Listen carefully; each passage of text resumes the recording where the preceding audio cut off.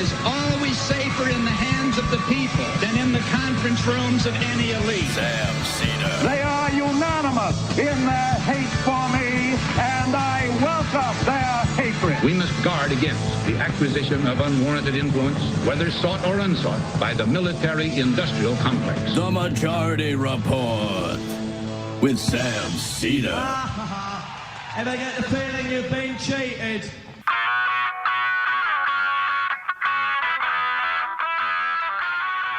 It is Tuesday, April 29th, 2025. My name is Sam Seder. This is the five-time award-winning Majority Report. We are broadcasting live steps from the industrially ravaged Gowanus Canal in the heartland of America, downtown Brooklyn, USA.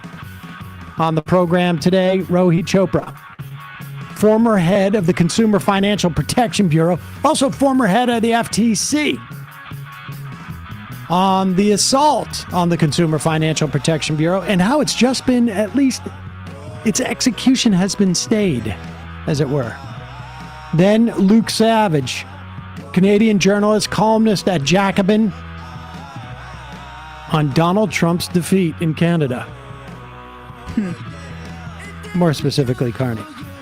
Meanwhile, 1,361 days left in the Trump administration, and a majority now see him as a dangerous dictator who has made the economy worse. Meanwhile, Carney wins the Canadian Prime Minister race. Unclear if Liberals will have an outright majority and shut out the NDP, which did terribly yesterday. Meanwhile, consumer debt at an all-time high, and U.S. consumer confidence plunges to its lowest level in 5 years. 24, during COVID. Right when it hit.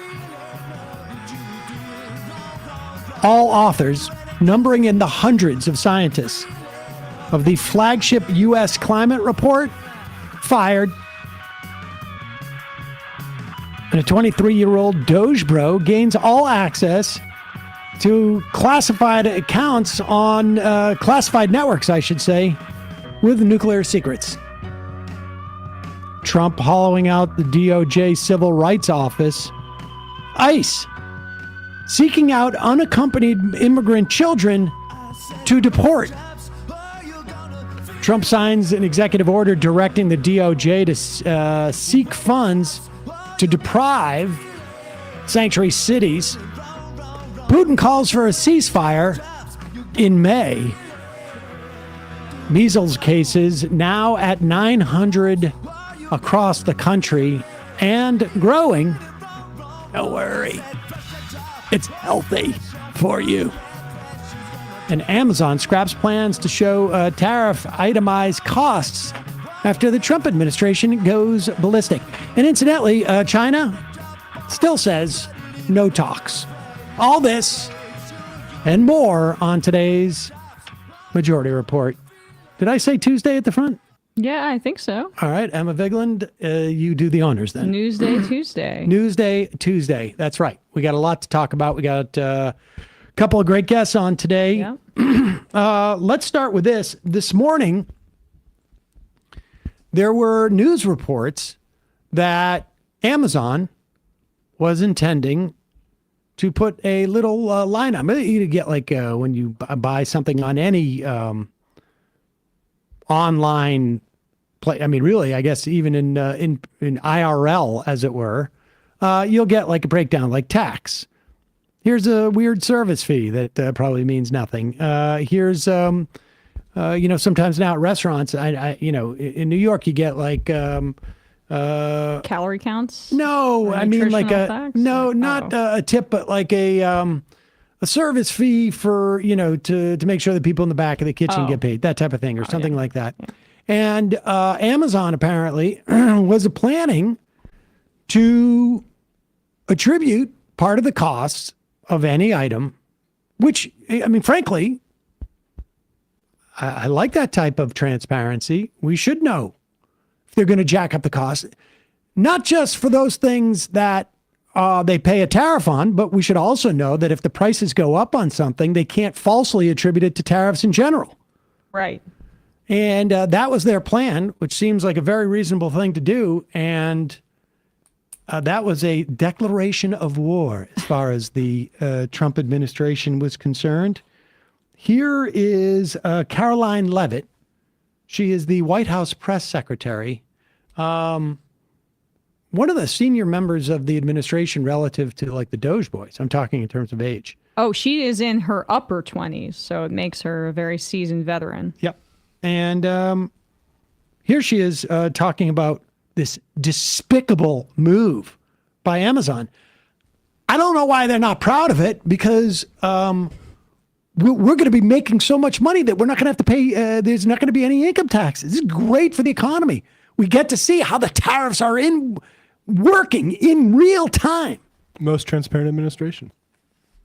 So it was reported this morning that Amazon will soon display a little number next to the price of each product that shows how much the Trump tariffs are adding to the cost of each product. So isn't that a perfect crystal clear demonstration that it's the American consumer and not China who is going to have to pay for these policies? I will take this since I just got off the phone with the president about Amazon's announcement. This is a hostile and political act by Amazon. Why didn't Amazon do this when the Biden administration hiked inflation to the highest level in 40 years? And I would also add that... Oh, pause it for 1 second. How would you... I'm just trying to work this out. How would you go like what would they do? Put a line item that go like the Biden inflation hike? The pandemic tax. Probably because it was the sellers that were hiking prices and not the Biden administration telling them to raise prices. And incidentally, they knew that the prices were raised, but you could see the number. Right? Like, I mean, according to Donald Trump, the line item for tariffs should be 0 cents. Mm-hmm. And it would be a great way to prove to the American public that you're not paying for the tariffs. I mean, and maybe in some instances, it could actually be negative. Like, China paid this. Right. Even though it's coming out of your bank. Well, it's sort of the same dynamic with Mexico's going to pay for the wall.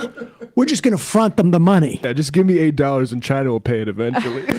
Go back. And the amazing thing is, like, first off, this press conference is at 8:56 a.m. So Trump is actually, maybe it's like they must have said something on Fox and Friends this morning, and so he just lost it. Mm-hmm. And he got on the phone with her. Like, I'm paying attention to this. This freaked them out so very much. And well, we'll tell you the rest of the story after this. I will take this since I just got off the phone with the president about Amazon's announcement. This is a hostile and political act by Amazon.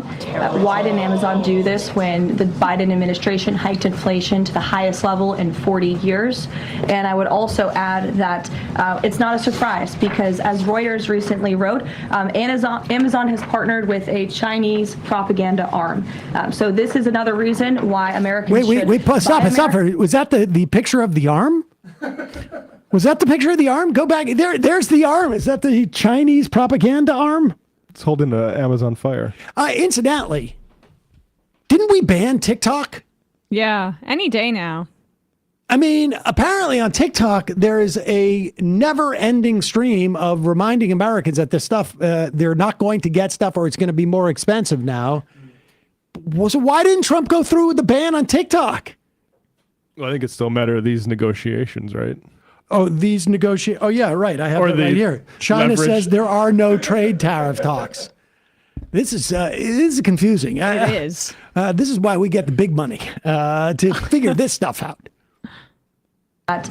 It's not a surprise because, as Reuters recently wrote, Amazon has partnered with a Chinese propaganda arm.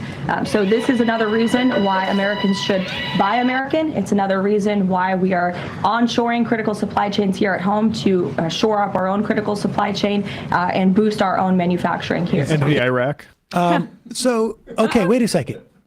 So wait, are we back to the reason why we're doing this is not to raise money so that we don't have taxes and not so that we can win. It's to onshore Manufacturing. Shoring manufacturing. Interesting. Okay. It's really is just pick one of those out of a hat, and it will change on an hourly basis what the purpose of Also, these it's tariffs because are. of fentanyl.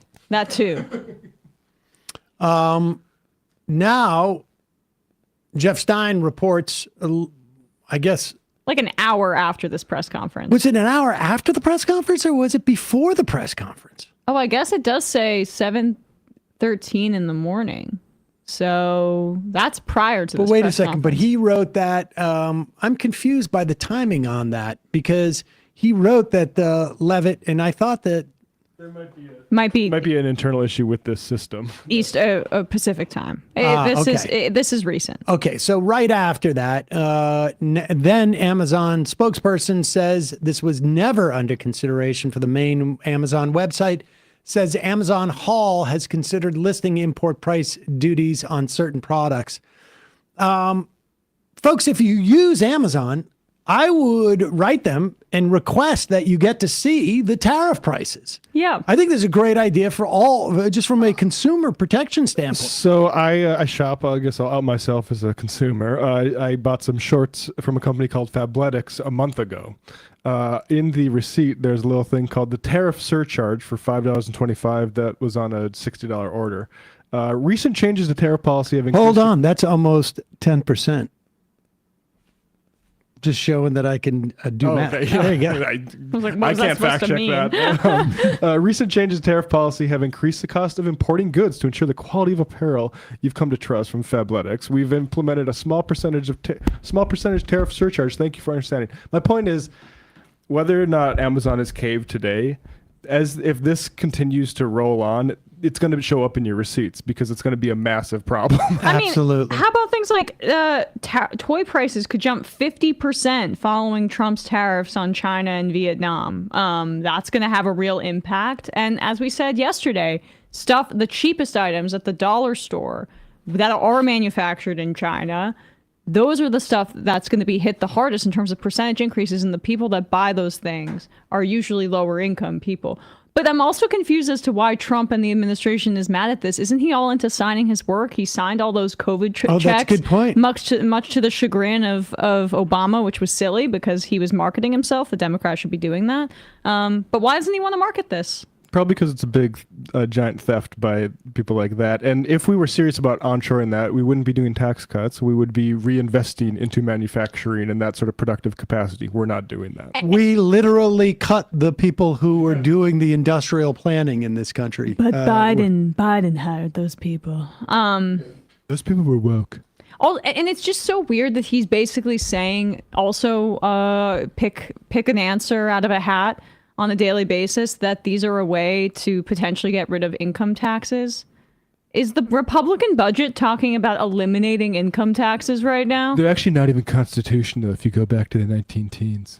It's so disorganized from their agenda there's Medicaid cuts, they can agree on that, but they're nowhere close to the idea of eliminating income taxes. This is just like a right-wing, almost gold bug adjacent conspiracy theory that he's trying to implement here.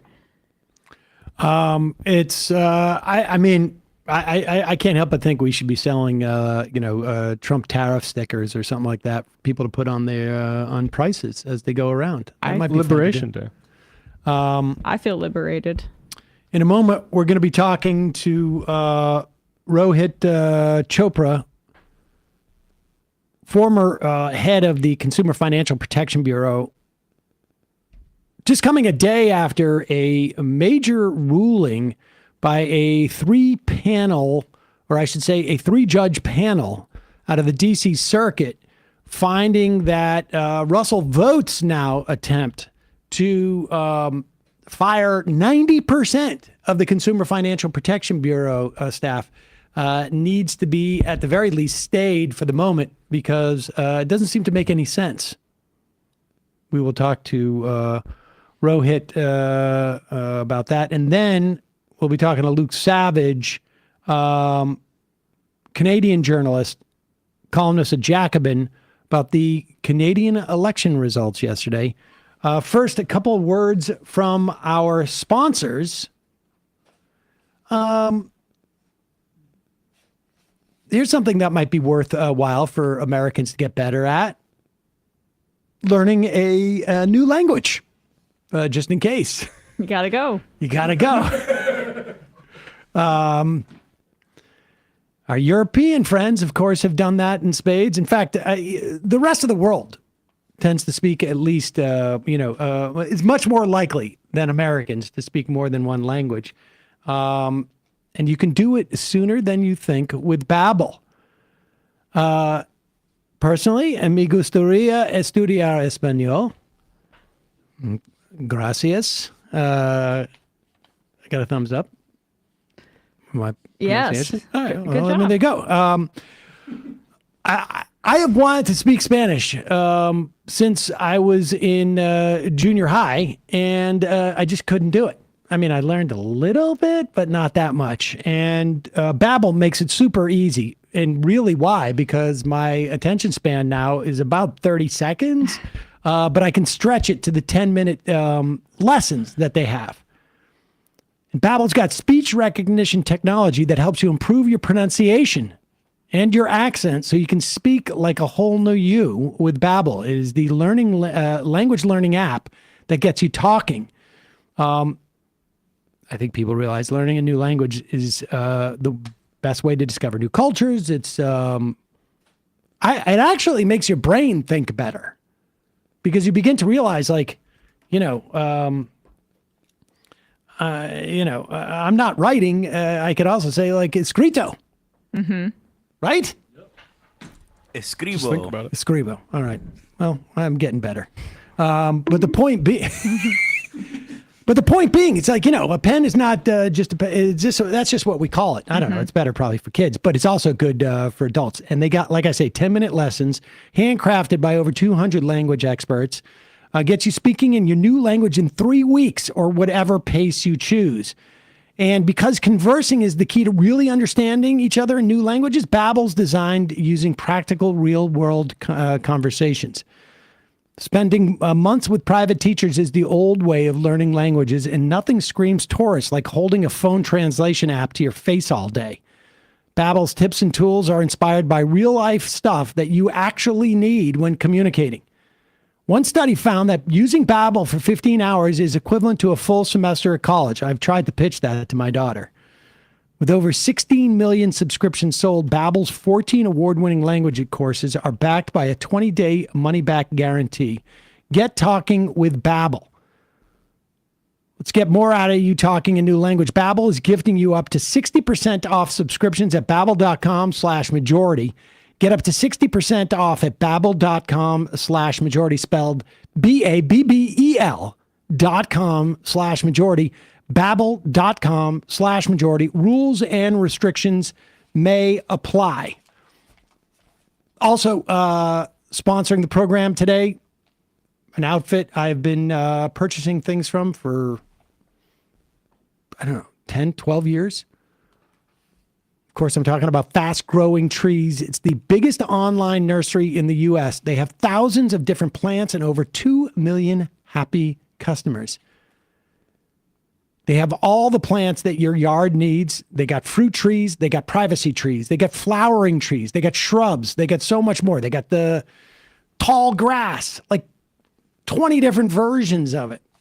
Fast Growing Trees makes it easy to get your dream yard. Order online, get your plants delivered directly to your door in just a few days without ever having to leave your home or to dirty up your car or to go and pick from the 2 different types of apple trees they have at your big box store. Their Alive and Thrive guarantee ensures your plants arrive happy and healthy. It is bloomerang season. It's coming. Yeah. It's usually actually in like 2 or 3 weeks, mid to late May. Perfect time to order. Zone 5. I got these bloomerang trees. They're like 6-foot tall trees that bloom once with lilacs in May, and then they do it again in July. Comes back around. But you can get everything from them. They've got all sorts of apple trees and Korean pear trees. Their 14-point quality checklist ensures you're getting the best quality plants possible. You can talk to a plant expert about your soil type, your landscape design, how to take care of your plants, everything you need. You don't need a green thumb. If you need plants inside, you want to grow some figs, now you can bring them outside, and then you bring them back in during the off season. They have a resource center that has full of tips and advice. They have a zone finder, so you know what's going to survive the winter where you live. Fast Growing Trees has the best deals, up to half off select plants and other deals. And listeners to our show get 15% off your first purchase when using the code majority at checkout. That's an additional 15% off at fastgrowingtrees.com using the code majority at checkout. Fastgrowingtrees.com, majority is the code. Now's the perfect time to plant. Use majority to save today. Offer valid for a limited time. Terms and conditions may apply. We'll put those links in the podcast and YouTube description. And lastly, I just had an experience with Aura Frames. I went to go visit. I've mentioned this. My girlfriend's family brought a present because that's the type of person I am. Wow. And certified good guy. Exactly. Kissing some ass. And I brought an Aura frame. And I will tell you, they loved it. They loved it. And as you know, we are now 3 weeks away from, maybe less, from Mother's Day. Your mom wants to hear from you, but better yet, she'd like to see you. And if you don't want to actually visit, or you don't want to have to visit every day, you give her an Aura frame. It is super easy to set up. When I brought this thing down there, on that vacation, I had to fix their TVs because they had whatever kind of TV it is where you get into a smart TV, and they couldn't do it. They set up the Aura frame in moments, and before I knew it, all their kids had Aura apps, and then all of a sudden the grandkids populate, et cetera, et cetera. It has free unlimited storage, so you can put unlimited photos and videos, invite as many people as you want to a frame. You can also have multiple frames in your house, and the app will control all those frames. There's absolutely no hidden fees or subscriptions. It plays live photos and up to 30-second long videos. And the live photo things from your iPhone.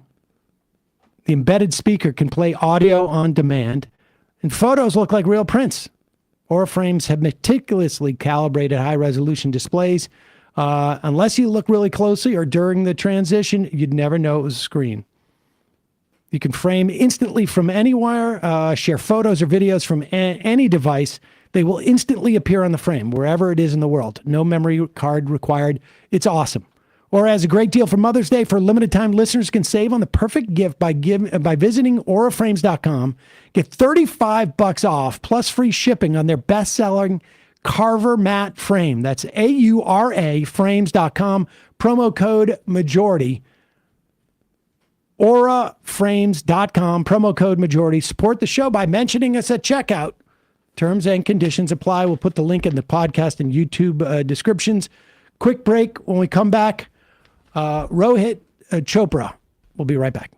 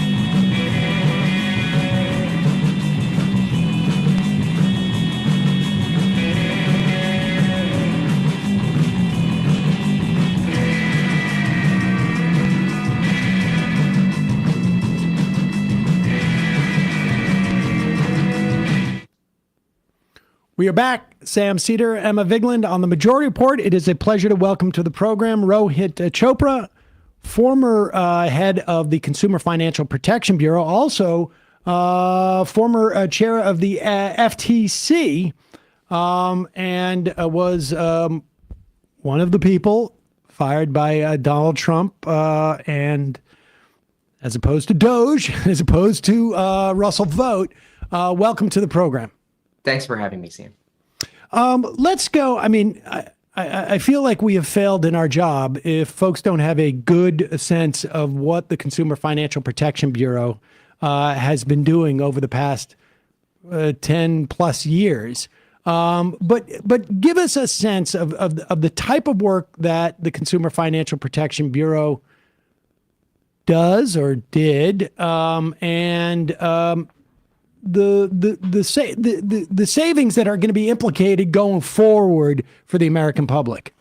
Well, it's not that long ago, Sam, that we had a massive financial crisis because regulators were essentially asleep at the switch while predators across the country targeted people with mortgages that set them up to fail.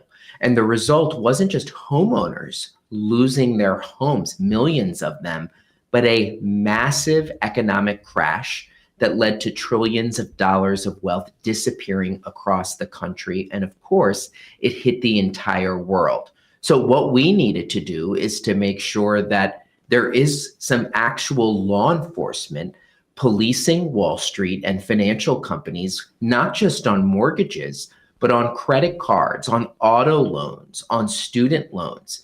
Look, we know Americans owe more than well over $1 trillion on credit cards, well over $1 trillion on student loans, over $1 trillion on auto loans, and of course the mortgage market's even bigger. So what's been happening is since that agency was started, it has hauled in over $21 billion just returning that to consumers who were treated by companies like Wells Fargo and Navient, the big student loan company. And Sam, what we're seeing right now is all of those employees, all of those investigators, those inspectors, they've been benched. They have been told to stop all of their work. And that means every single person who's using those financial products, they are now more at risk of getting cheated. This is a bizarre defund the Wall Street police gambit by Elon Musk and the so-called Department of Government Efficiency, which I pronounce as doggy, because it is not doing a damn thing to make our government more adaptable to an economic crisis or a recession, or to have the skills to tackle the problems our economy is facing. All right, and so the people understand, like there in terms of the financial crisis, as just as an example, the fundamental financial crisis part hit downstream from what started off as selling mortgages, essentially, that were there was no chance for a lot of people to pay off, that don't worry about this. I mean, basically setting people up with, you know, and most people have no financial literacy, frankly. I consider myself one of those people. And then it goes downstream, it gets securitized. It's almost like a multiplying effect of how it provides a systemic risk. So that's where the Consumer Financial Protection Bureau works, like where it faces, obviously, the consumers as opposed to the way this stuff gets traded beyond.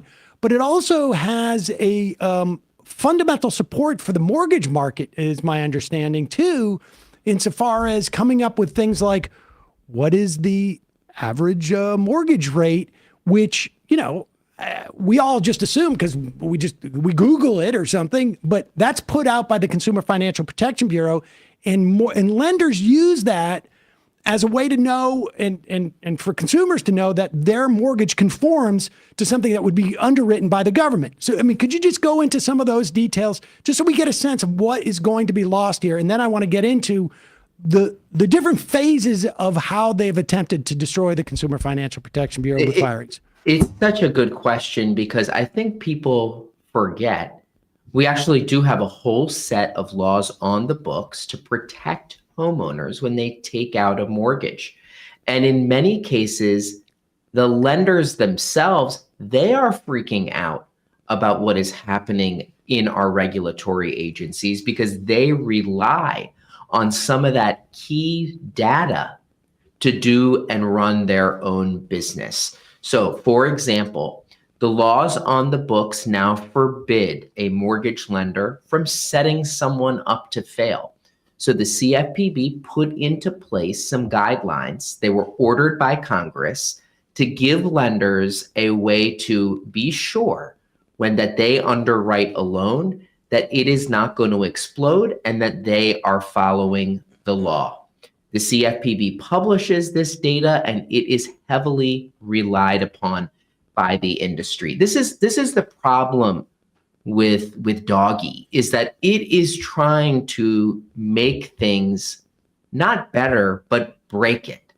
I don't know why someone would want to make our mortgage market less resilient, less competitive, but that's just one of the types of things that is happening. And Sam, let me just share, you know, you mentioned you feel you don't have financial literacy.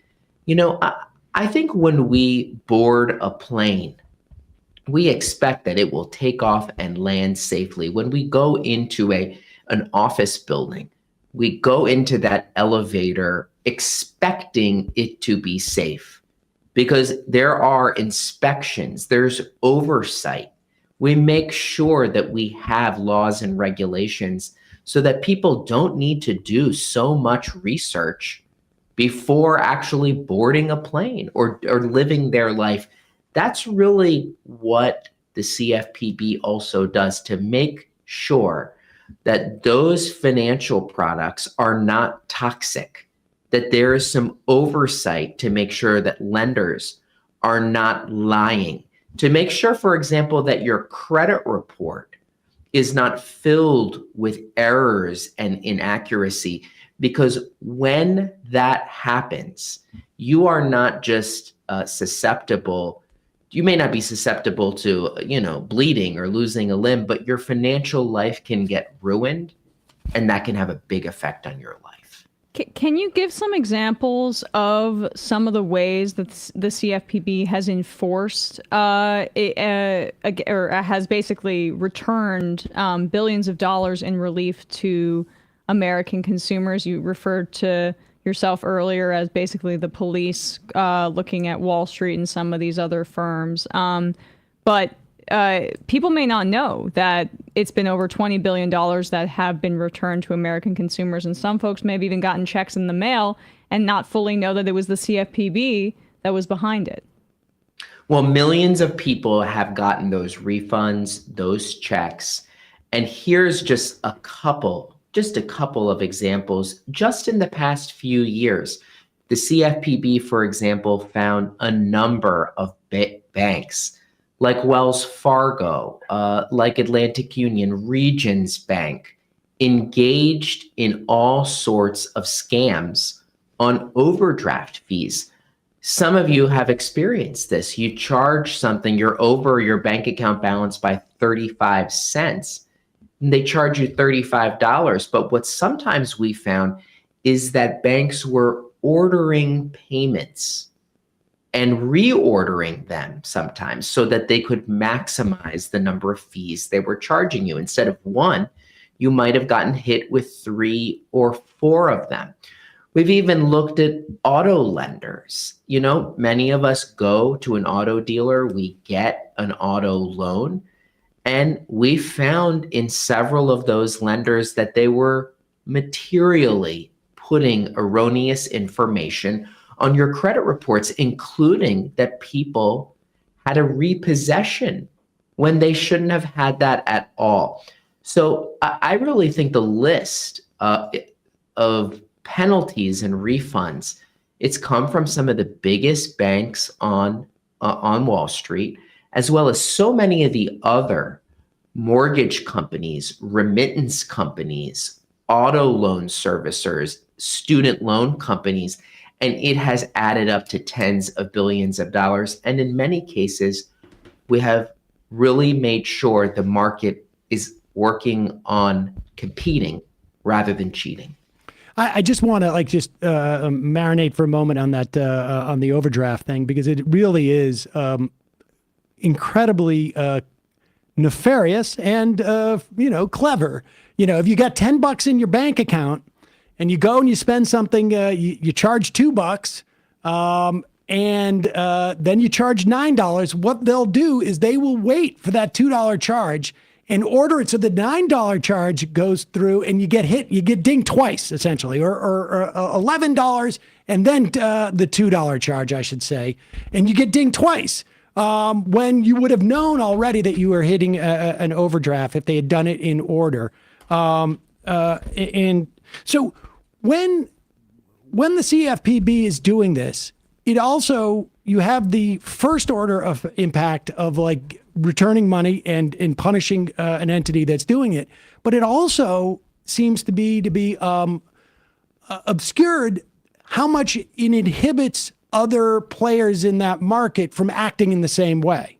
Once they know there's somebody there to do that, like who would, if the CFPB didn't exist, would these credit, let's say the overdraft fees, or even back when Wells Fargo, I guess it was like in 2015 or 16, was shoving clients into accounts that they didn't start to charge them hidden fees, who would have done that in the absence of that? Like, would it just be a pockmark of agencies and there would be no a real federal authority that was looking over that? Yeah, what the law says right now is that the CFPB has really an exclusive authority to inspect big banks and a lot of these financial companies operating outside of the bank and credit union world. So I really don't know who is going to do it. I keep hearing that there's someone else doing it, but we've basically gone, since I was fired on February 1st, we haven't had a single enforcement action at all. I mean, basically, maybe everybody stopped doing the bad things. Well, I wish that were true. I wish that were true. If all of a sudden people found this new light that they are following all the laws, but you and I know that it is the deterrent effect of policing these markets that has stopped so much of it. And frankly, some of the rules that we have put into place have jump-started a lot more competition. And when we started to go after crime, when it came to overdraft, we saw banks all over the country reform their practices, lower their fees. So that $20 billion is a vast, vast underestimate, a fraction of the benefits to American consumers. You know, Sam, Emma, I really think that people are just trying right now to get by. We are seeing the data that it could be, I'm not trying to predict one, but it could be that a recession is coming. I see for the first time in a while, average FICO score is going down. The number of people paying the minimum on their credit card is at a real high. Subprime auto loan distress is a real problem. Yep. So if there is a real slowdown in the economy and there is a recession, who is going to watch over those mortgage servicers who initiate foreclosures, or those auto loan companies initiating car repossessions? And the list just goes on and on and on. And if there is nobody there, people will really pay the price. And just to be honest, no one voted for this. No one really seemed to campaign on this. In fact, we heard President Trump actually saying, let's cap credit card interest rates. Let's hold these banks accountable. And it seems like we're just getting a complete 180 on that. Right. I mean, and you mentioned just the increasing financial distress that people are experiencing. I saw the Federal Reserve data says that consumer debt is at an all-time high right now. The average family owes over $100,000. And we have those indicators like what you're saying with the subprime auto payments and how people are more behind on that than they have been in 30 years. My concern is that we're also on the verge of collection agencies going after about 5 million Americans for student loans. Right, exactly. Just weeks away from that. And my concern is I'm seeing things like DoorDash just entered into a partnership with Klarna, one of those buy now, pay later companies. Where, okay, if you pay those 4 payments in the installments every 2 weeks, you're not going to get charged interest. But somebody who needs to use installments on their food is likely not to have the money to pay next month to be able to make that payment for the buy now, pay later. This is getting more and more integrated into our economy. It almost has this payday lender quality to it, but it's just like added on to your clothing order or your lunch order. What is your assessment of the promulgation of these kinds of companies, the buy now, pay laters, the Klarnas, the Afterpays, and their impact on this economy that's already so precarious as we just laid out? Yeah, so Emma, what we have been seeing, and it really accelerated during the pandemic, was tech companies getting more and more into banking and lending. There was a big moment even in 2019 when Mark Zuckerberg and Facebook tried to launch their own currency, essentially a coin that could surveil you wherever you were making purchases, and they could combine that with their advertising technology and know everything and how to price and market to you. And buy now, pay later really took off during the pandemic. And now we see it at checkout on nearly every website. And increasingly, we see it in retail stores, brick and mortar stores where you can pay using buy now, pay later. And the CFPB, when I was director, we did a really major study on this and found that there is such a serious issue with people getting on a treadmill of debt. And I really worry that this, new CFPB, whatever the heck they're doing every day, they're really taking their eye off the ball. We would want these new options to be a competitive offering to help people solve problems. We don't want it to be just a way to induce people into borrowing for something that they can't really afford or that will lead them into financial ruin. So I think that we're going to see more of this. X, Elon Musk's X is inked a deal to create something called X money through Visa. We are seeing all sorts of big tech companies also entering buy now, pay later and payments. And the CFPB is the agency that is supposed to make sure that you are not going to be scammed through this. I'll give you one example, Emma. Buy now, pay later.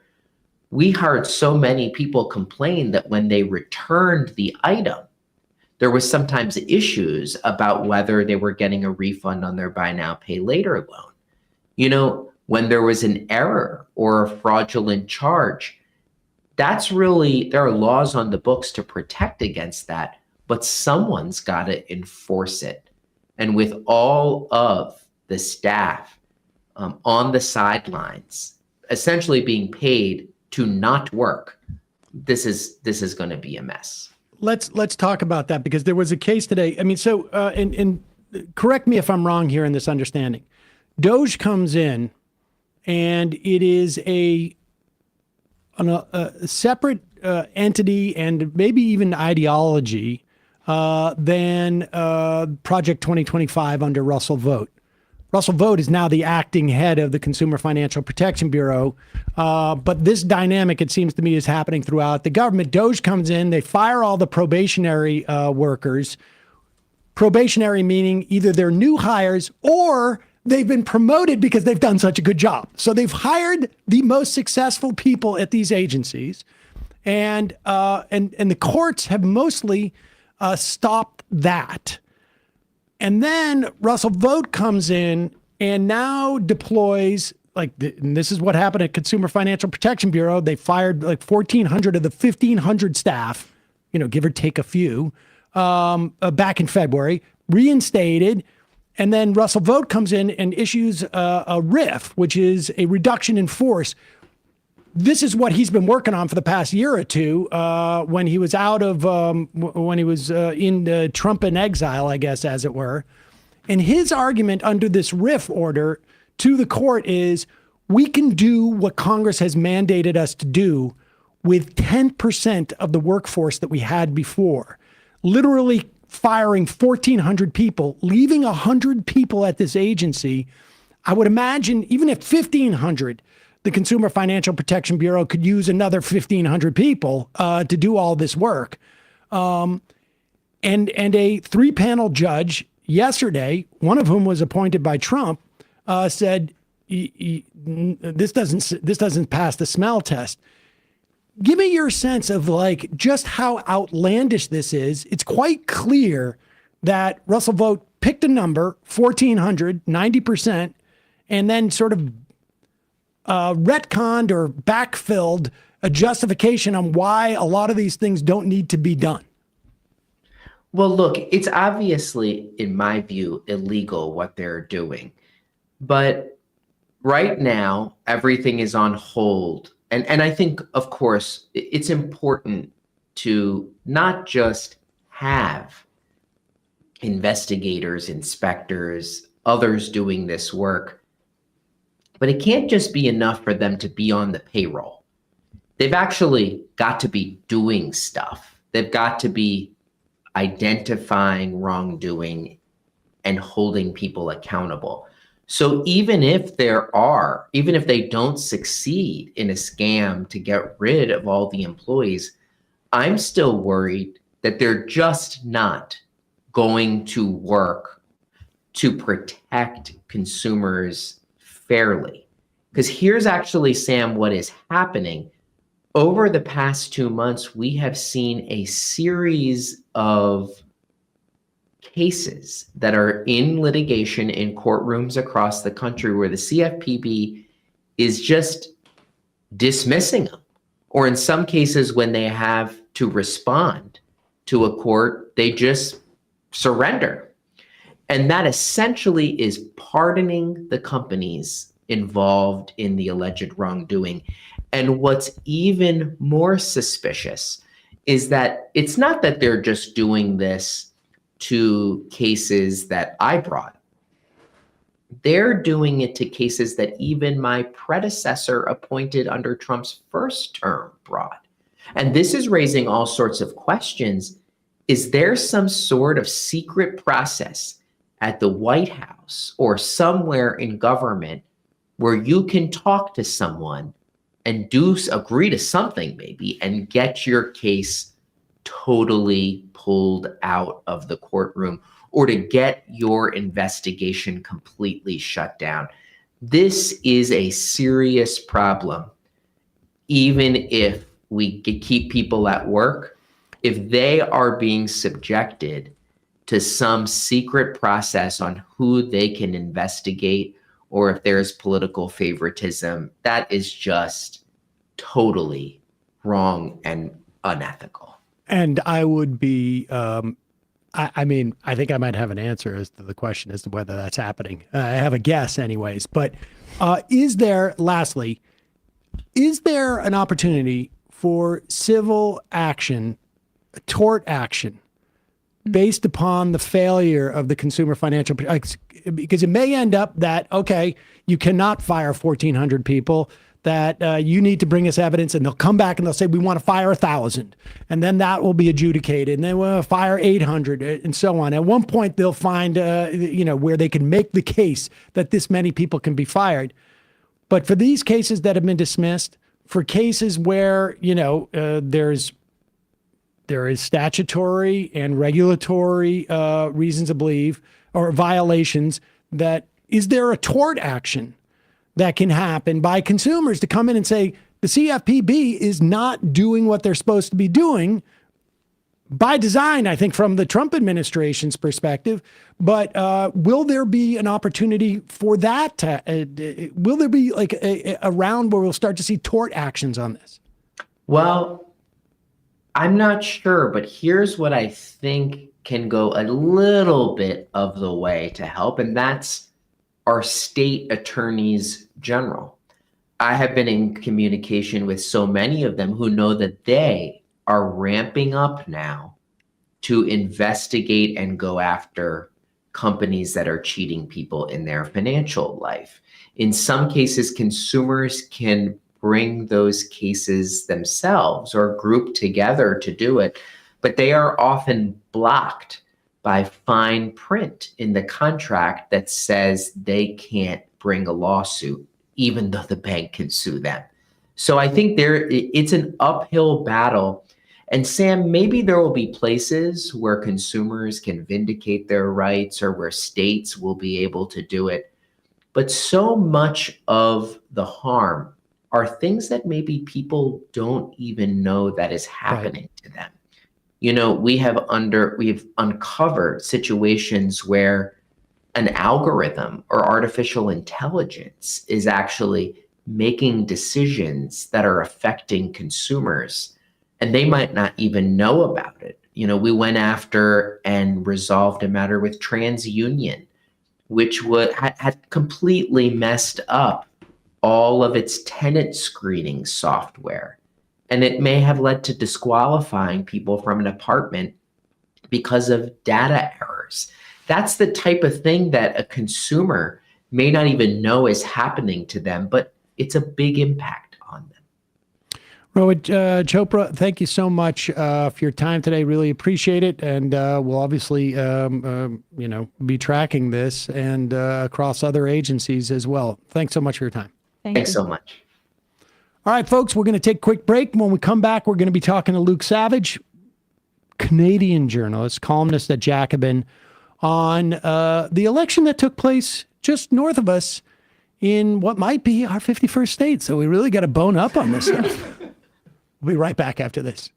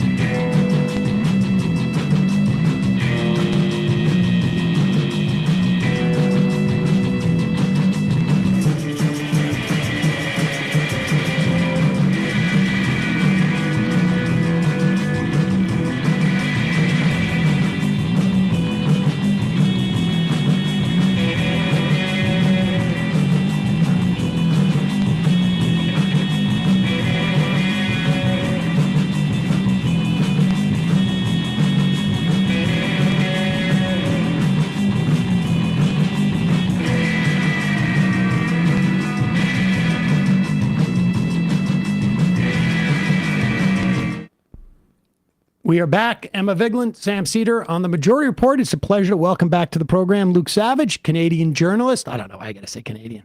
And columnist at Jacobin on the Canadian elections yesterday. And I got to say, Luke, that when I was a young person, I traveled around Europe for a bit with a backpack. And the one thing I noticed at that time, I don't know what it's like today, but Canadians would always have a Canadian flag on their backpack just to make sure that people knew that they were not Americans. And it feels like now, like people would get that tattooed on their face as a way of making sure that people didn't. It's one thing to say, like, I don't want to be considered an American. It is another to say, like, the level of anger towards America from Canada, completely justified, I have to say, is off the charts. I think it's probably the most angry I think Canadians have ever been about anything. Yeah, I mean, you don't know how much that speaks to me, and thanks for having me on again. It's nice to see both of you. But yeah, as a teenager in the early 2000s, anytime I was visiting my family in Great Britain, you know, I would always try to brandish my Canadianness as loudly as I could. And I still find to this day I get mistaken for an American because of my accent, which, you know, much love to all of you down south. But these days especially, you know, it's no explanation necessary. Yeah. But no, you're right. People are angry is one word. I think scared is probably another emotion I'd bring in here.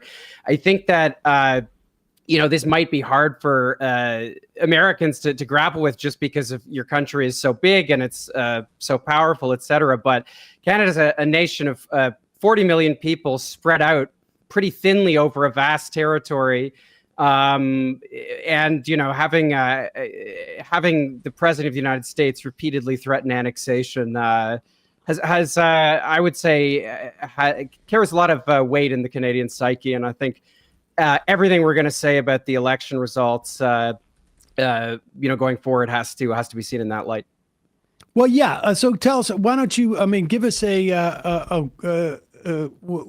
we got this video. We'll play it in a second, but should we do it now?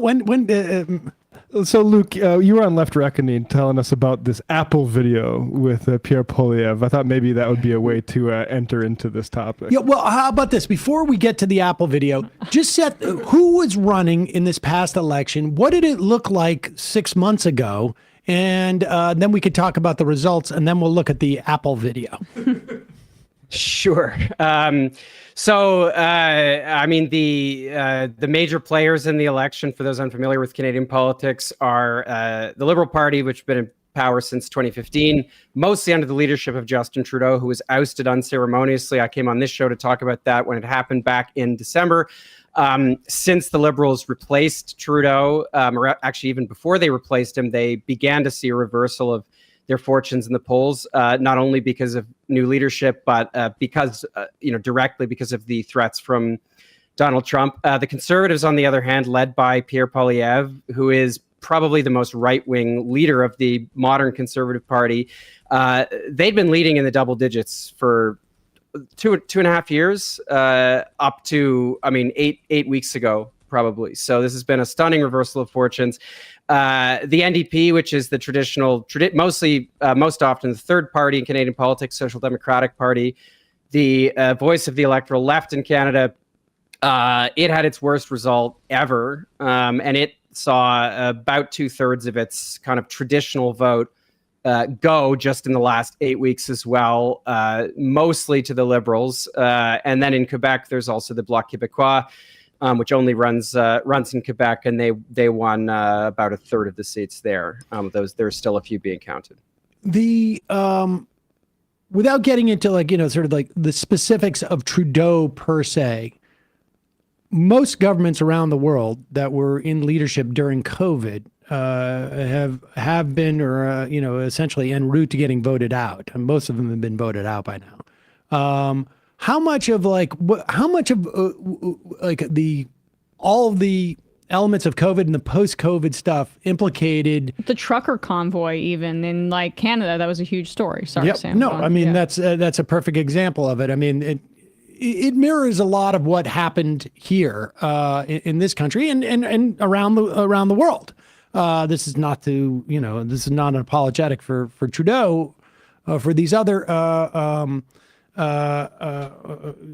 administrations that were voted out. But I mean, give me your sense of like what that was, and why the NDP didn't necessarily, or how that dynamic, because it feels like this was such an anti conservative vote that people just said, I'm going with the winner.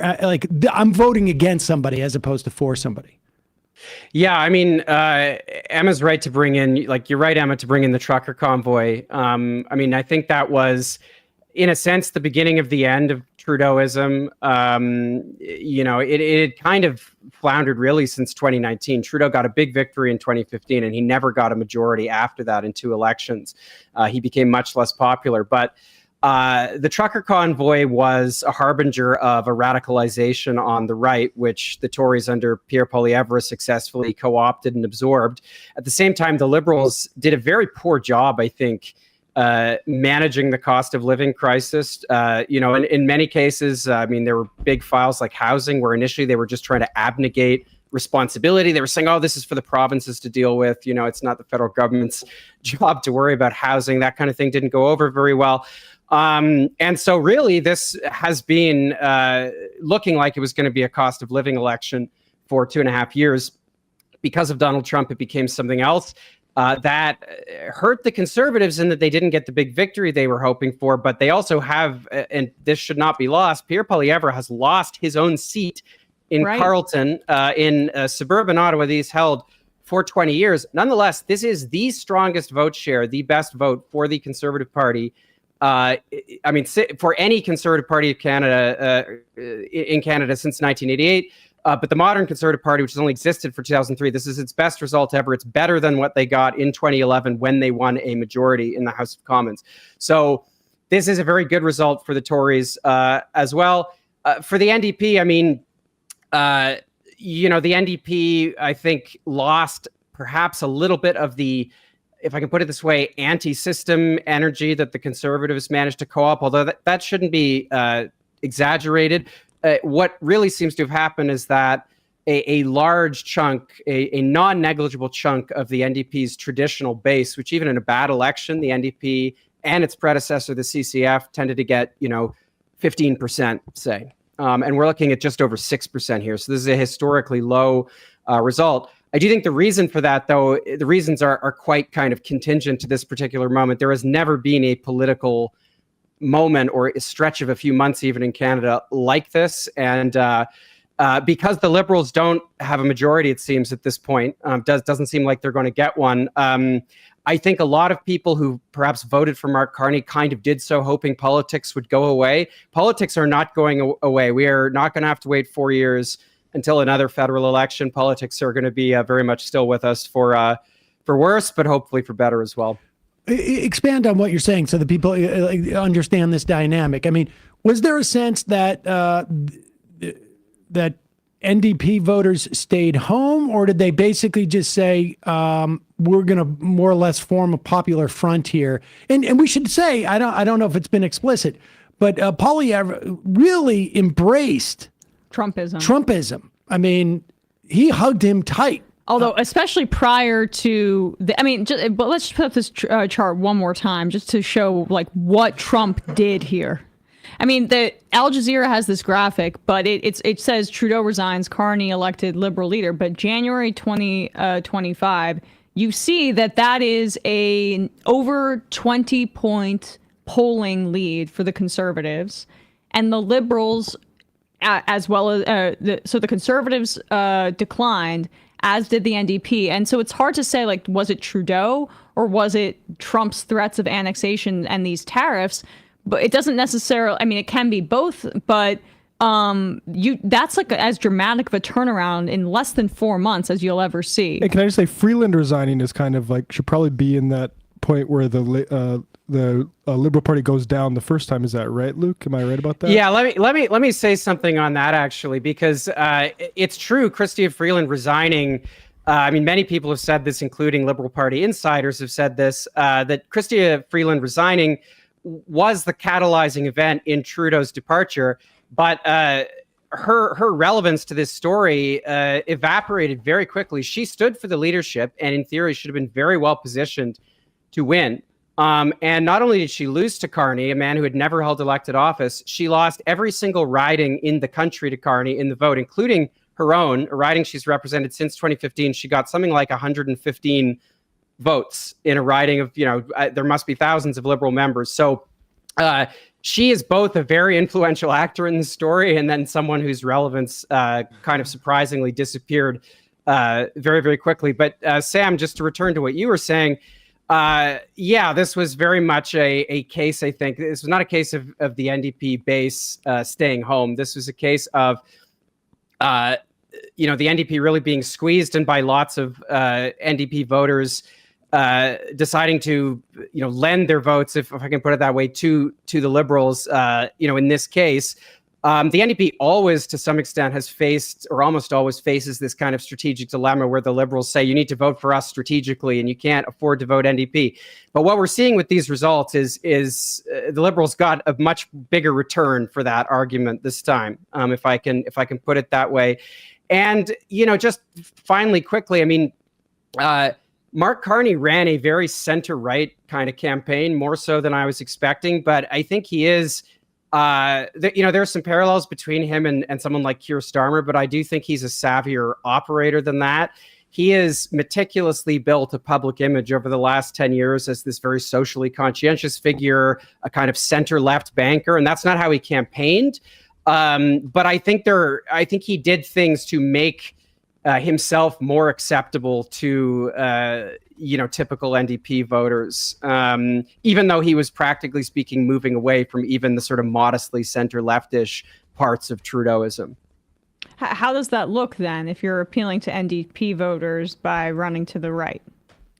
You could only do it in this one election. It's kind of the one weird trick that Donald Trump allows you to do, which is why, speaking as both, I guess, a political commentator and also as an ideologically committed person who's had some involvement with the NDP, I mean, I'm not worried, despite how poor these results are, that this is some kind of extinction level event for the NDP. There's a lot of rebuilding work that's going to have to happen, but I also think...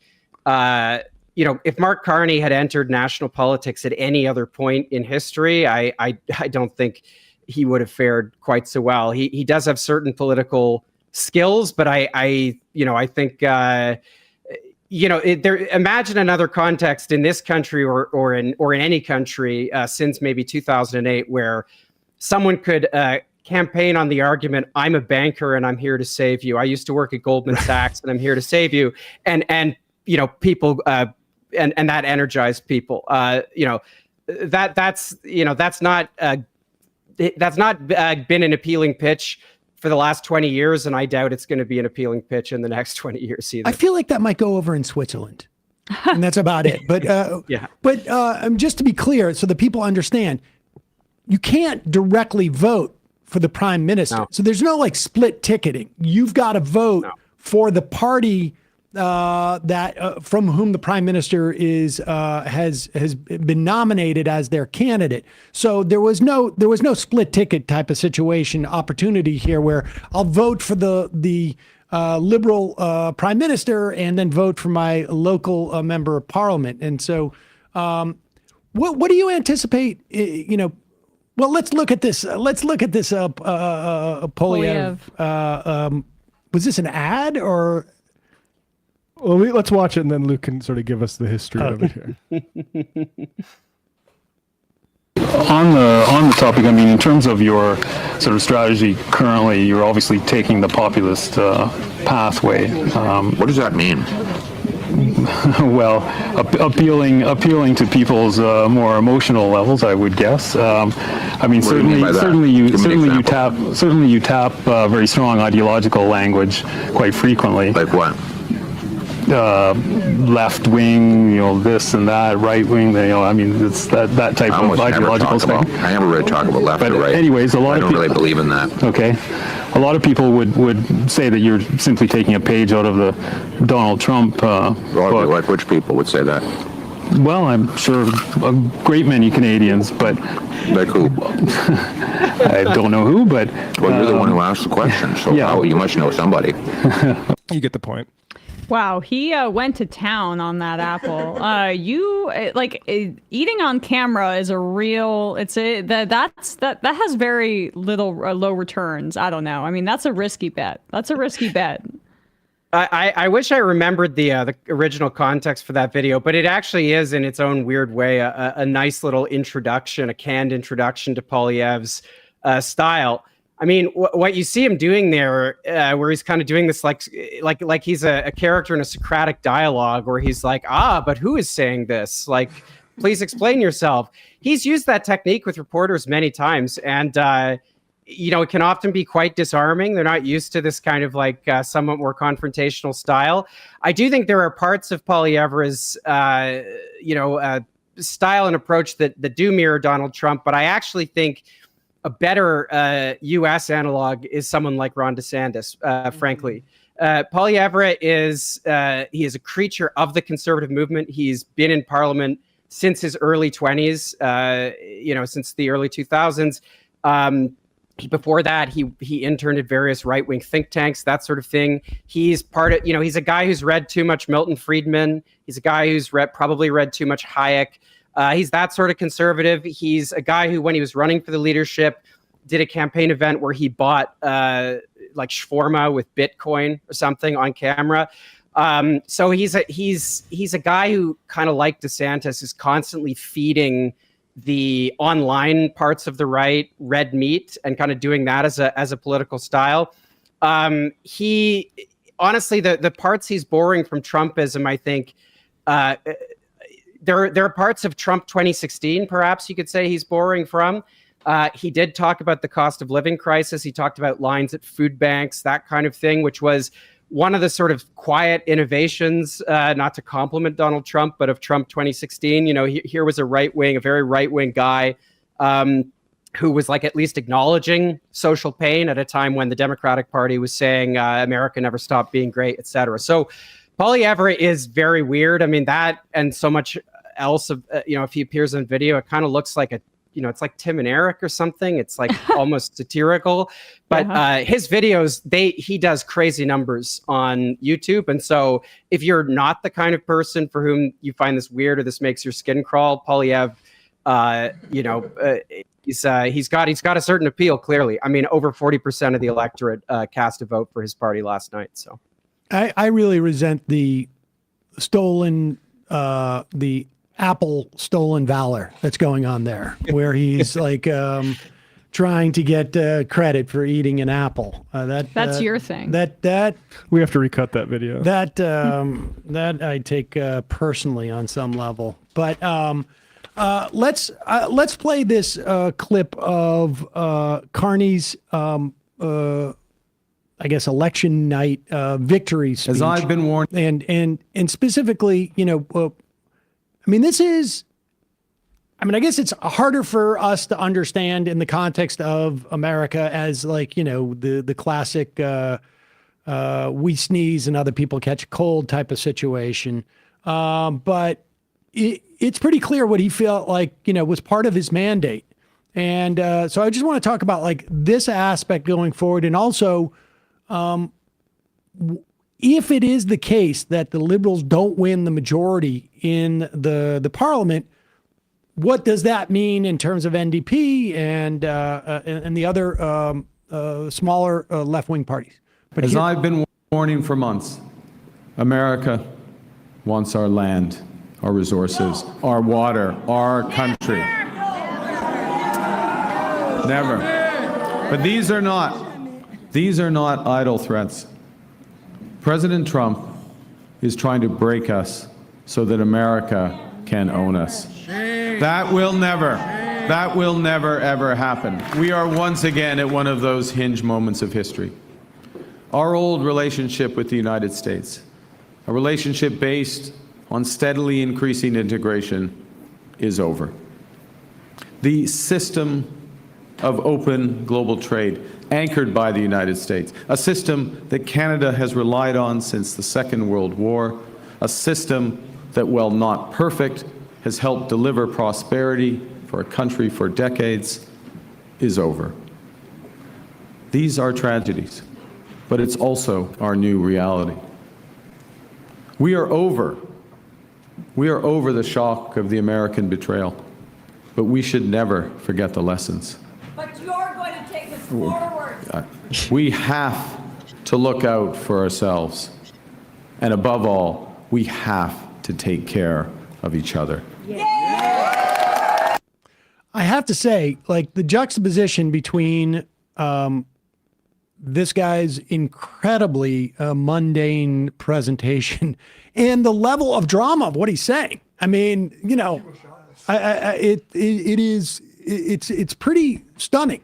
That is it's strong language, and we almost, I think, in the United States are yearning for it from our liberal side of things, where it's more just like, okay, let's recognize that we are at a hinge point and there's no going back, and we have to move forward with strength. But I mean, it sounds, I mean, like he believes he has a mandate to react to the way that the United States is by basically creating, you know, what could be a new century-long dynamic that to replace the past century, essentially.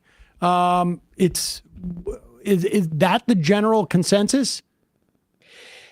I mean, I think rhetorically that is the general consensus. There's a lot to be worked out at the level of execution because, I mean, what Carney is saying there about the undoing of the longstanding trade consensus is true, right? In fact, it's even truer than really comes across in that speech. I mean, the Canadian economy is not just closely integrated with the United States, with that of the United States. It's an economy that is very rich in natural resources, but has for decades really exported them without, building the manufacturing capacity, the refining capacity in the West for oil here. It's Canada's economy is a raw extraction economy in many places, and so what's going on with the undoing of the trade consensus is going to require a comprehensive rethinking of Canada's entire economy, really. I think, if I object to anything in what Carney says, I think that there has been, on his part and on the part of others, a bit too much idealization of free trade as we've known it since the 1980s. That was something the left in Canada historically was very critical of, and I think for good reason. And I think what we've seen from Donald Trump recently kind of vindicates that skepticism. But it seems like it's almost a moot point now because the economy is going to have to be rethought. And I unfortunately don't have a lot of faith that the Liberals will embrace kind of activist government and interventionism of the kind that will be required to protect jobs and overhaul Canadian manufacturing and so on. But I guess we'll see. The Liberals, I don't think, are going to have a majority in the. Oh, okay. I was just going to say, how contingent is that on based upon the Liberals not having the majority and needing NDP votes to get across the finish line? Yeah, it's exactly what I was going to speak to. I mean, the NDP having lost, 2/3 of its caucus, actually still has half a finger over the button. The Liberals, you need 172 seats for a parliamentary majority. It looks like the Liberals are going to have 168 or thereabouts, and the NDP are going to have 7. So the Liberals can either rely on the NDP's 7 MPs or those of the Bloc Québécois. This is a very interesting dynamic. I mean, I would add just furthermore, since we've talked so much about Pierre Poilievre, it's unclear what's going to happen with the Conservative Party. He clearly was indicating in his speech last night that he's not going anywhere. But he doesn't have a seat in the House of Commons. You cannot be leader of the opposition, according to parliamentary rules, if you don't have a seat in the House of Commons, which means that Poilievre is going to, I guess, have to appoint some kind of interim parliamentary leader and then presumably talk a Conservative who just won their seat out, into dropping out, resigning from their seat so that he can run in a safe seat, perhaps in Alberta or Saskatchewan.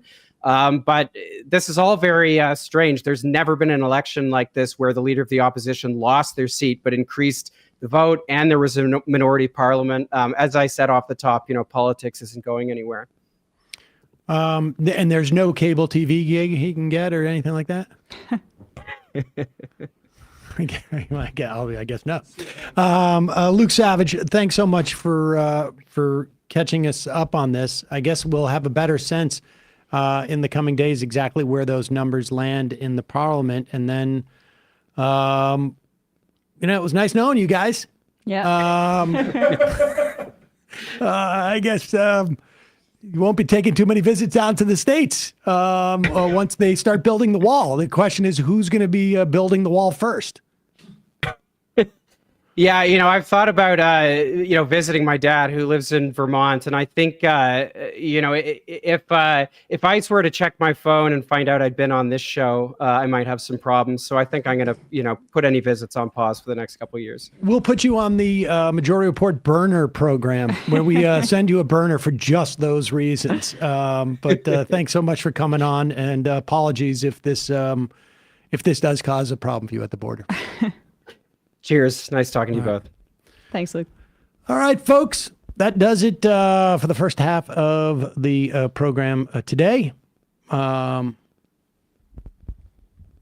from Florida says, "Oh, Sam, with the apples again. Side note, I started eating New York State Snapdragons thanks to Sam and have never looked back." Yes. Snapdragon is one of the best apples out there.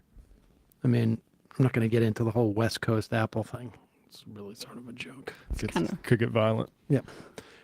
Folks, reminder, it's your support that makes this show possible. You can become a member at jointhemajority.report.com. When you do, you not only get the free show free of commercials, but you allow the show to survive and thrive, and you get the fun half. Also, shout out to Jose.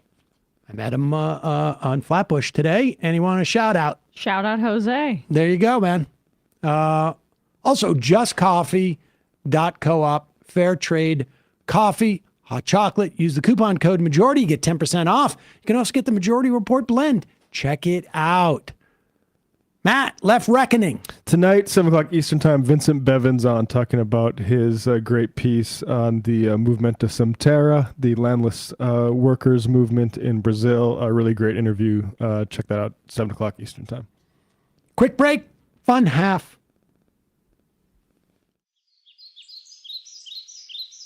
3 months from now, 6 months from now, 9 months from now. And I don't think it's going to be the same as it looks like in 6 months from now. And I don't know if it's necessarily going to be better 6 months from now than it is 3 months from now.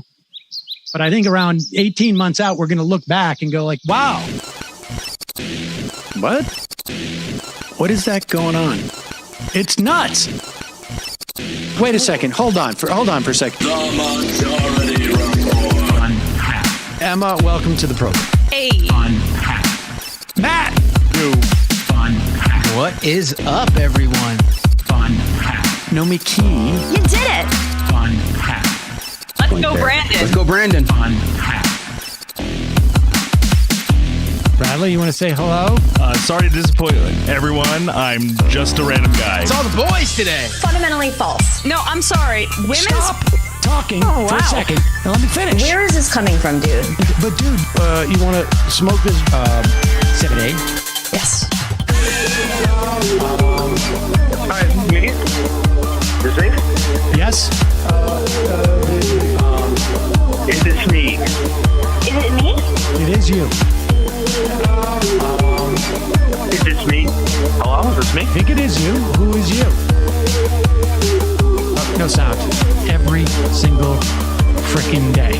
What's on your mind? Sports. We can discuss free markets and we can discuss capitalism. I'm gonna go start watching. Libertarians. They're so stupid, though. Common sense says, of course. gobbledygook. We fucking nailed him. So what's 79 plus 21? Challenge Matt. I'm positively quivering. I believe 96, I want to say. 857-210-501. 1/2. 3/8. 9/11, for instance. $3,400, $1,900. 6, 5, 4, $3 trillion sold.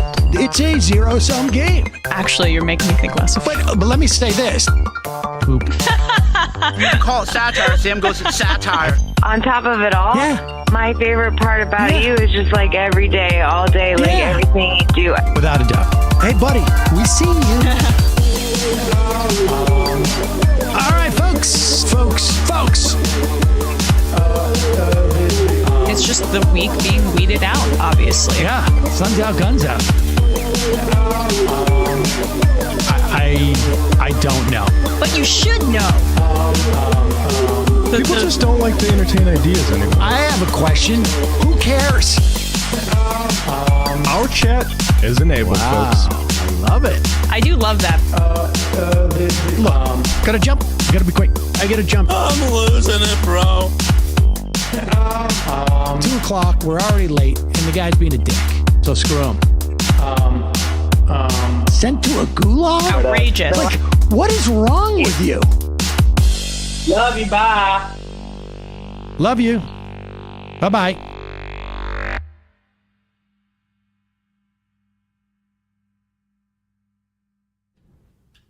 We are back.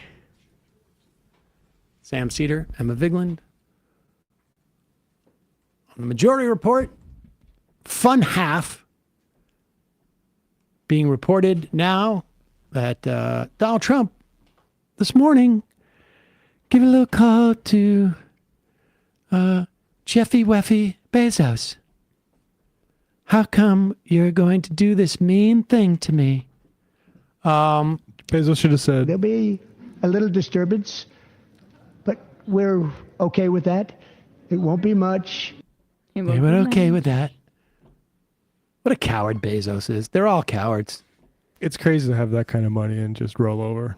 Like, what's the point of having that type of money if you can't say F you to somebody? What's he going to do? Take away $5 billion from you? It's like you have the type of money where you could create a legacy that lasts for centuries, and yet none of them will. No. The only way it will last is there people will be inheriting in The 100 years. I mean, like, we're not going to have a wealth tax, but maybe not in my lifetime. I'd like it. I would love the opportunity. Exactly. I can't wait for Xi to basically say, you guys, 90% of your wealth. A new deal for Americans from China. Trump could make it so that Bezos can't blast celebrities into space, I think. We're not going to. Katy Perry's in there. I'll knock it out of the sky.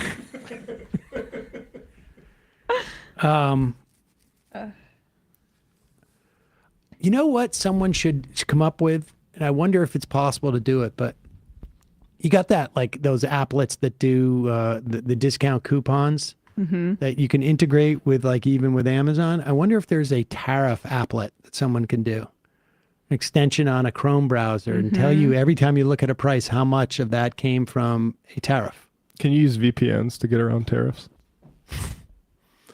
I don't know how much we've talked about Ed Martin. He is certainly early on in the administration he is the acting U.S. Attorney General for D.C. There are U.S. attorneys who are part of the Department of Justice, and they are they're in every state in the country. New York has, I think, 4 different offices because of the size of the state: the Eastern District, the Western District, Northern and Southern District, Southern District of New York. Very famous for having a lot of independents and doing a lot of high-profile corruption cases and terrorism cases because it's downtown Manhattan. And obviously in D.C., there's a lot of high-profile cases. Martin has written some incredible letters, like abusing his office. He is now the acting U.S. attorney because he has to be confirmed by the Senate. And it turns out, and this is going to be shocking for people, he has a little Nazi affinity issue that is dogging him. Yes, I know. This is very surprising that anybody from the Trump administration might have this problem. Stephen Miller's Trump administration? Yeah, it's shocking. He's the interim U.S. attorney for the District of Columbia. He's also the nominee to serve there permanently. He has come out and said that he now regrets praising a Capitol rioter who is an alleged Nazi sympathizer, claiming he was unaware of the man's extremist views at the time. This is what he told The Forward, which is a Jewish publication. Last week, I denounced everything about what that guy said everything about the way he talked and all as I've now seen it. At the time, I didn't know, Martin said. He didn't know. He didn't know about this guy's alleged Nazi sympathies. And yeah, I know. Well, I think... Let's be fair to him. Let's be fair. I mean, do we have any reason to disbelieve this guy? I mean, did he have a Rumble show? He did have a Rumble show. It was actually called the Pro America Report with Ed Martin. Now, I'm not saying he stole that name from us. I mean, the Pro America Report, the Majority Report, very eerily similar. But where'd you get that idea? Let's see what CNN has found. Kudos to them for having to watch that show. Yeah. Tonight, praising an alleged Nazi sympathizer, President Trump's nominee to be one of the nation's most powerful prosecutors, apologizing for doing just that as he faces a tough confirmation battle. Ed Martin is Trump's pick as U.S. Attorney for Washington, D.C., and he claims that he does not know the man you see on your screen, whose name is...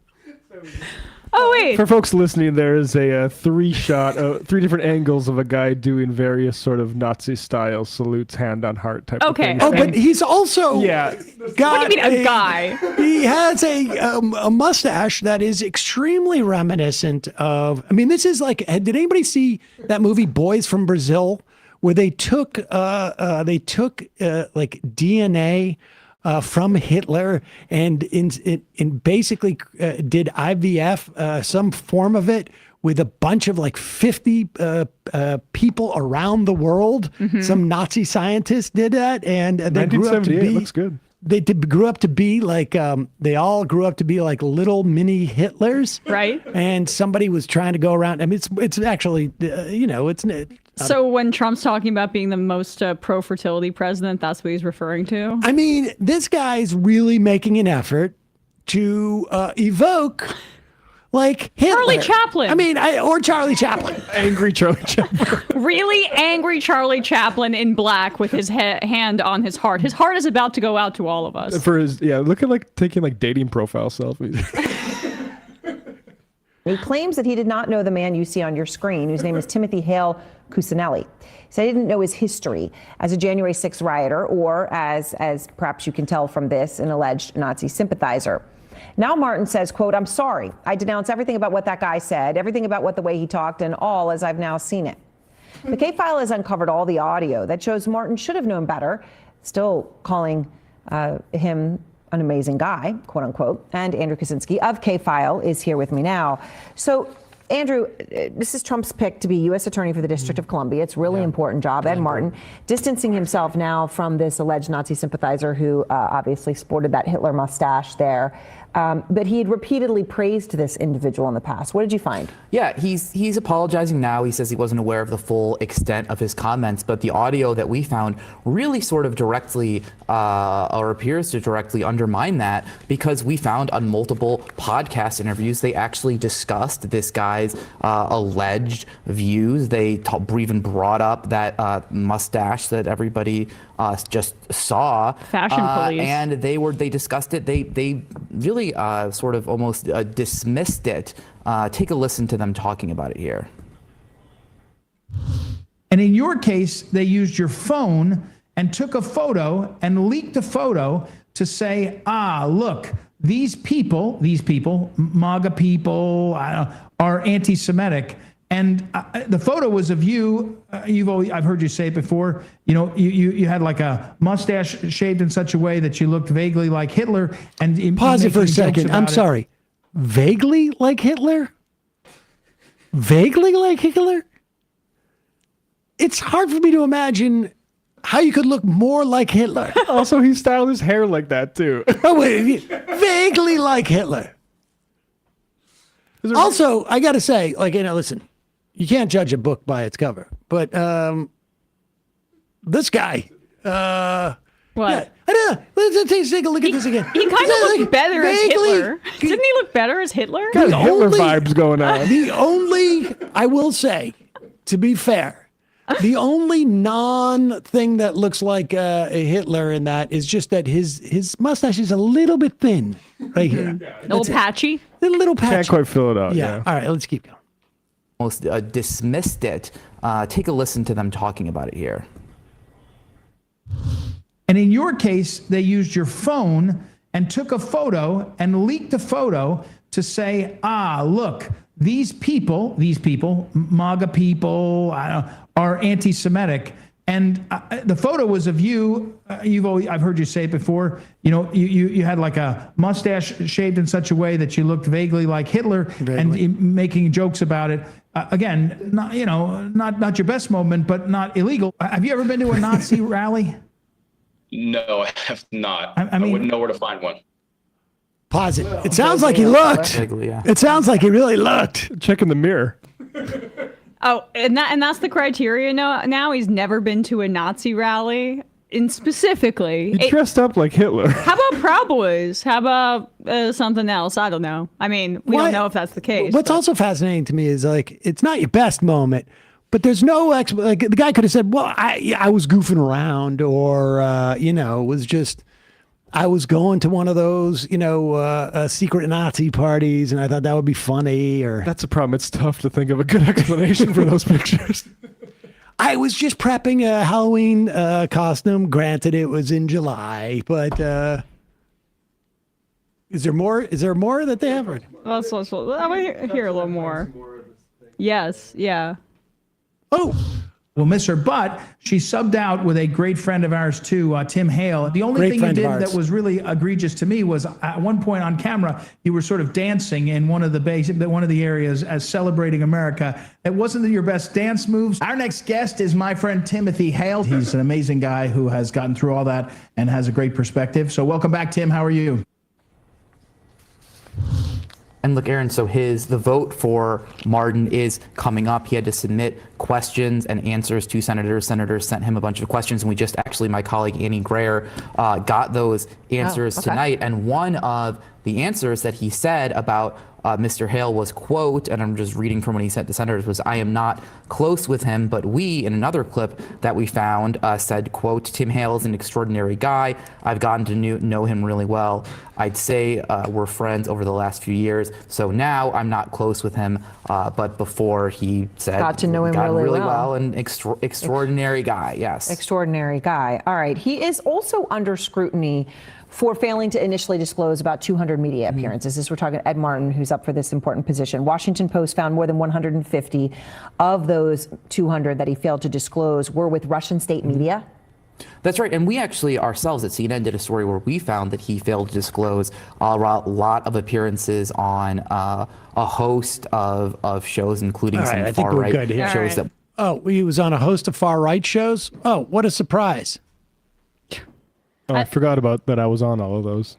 I like the guy Elon Musk doing the Sig Heil is not anti-Semitic, nor is the guy who dressed up and shaved his face to look like Hitler.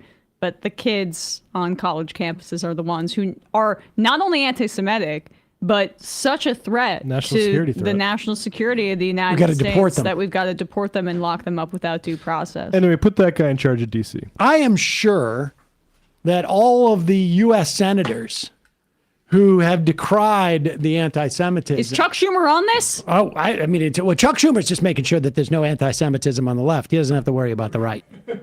That's his job is to make sure that there's no anti-Semitism on the left. It's somebody else's job to make sure there's no anti-Semitism on the right. Good thing there's a lot of cops on the beat in the Republican Party. Exactly.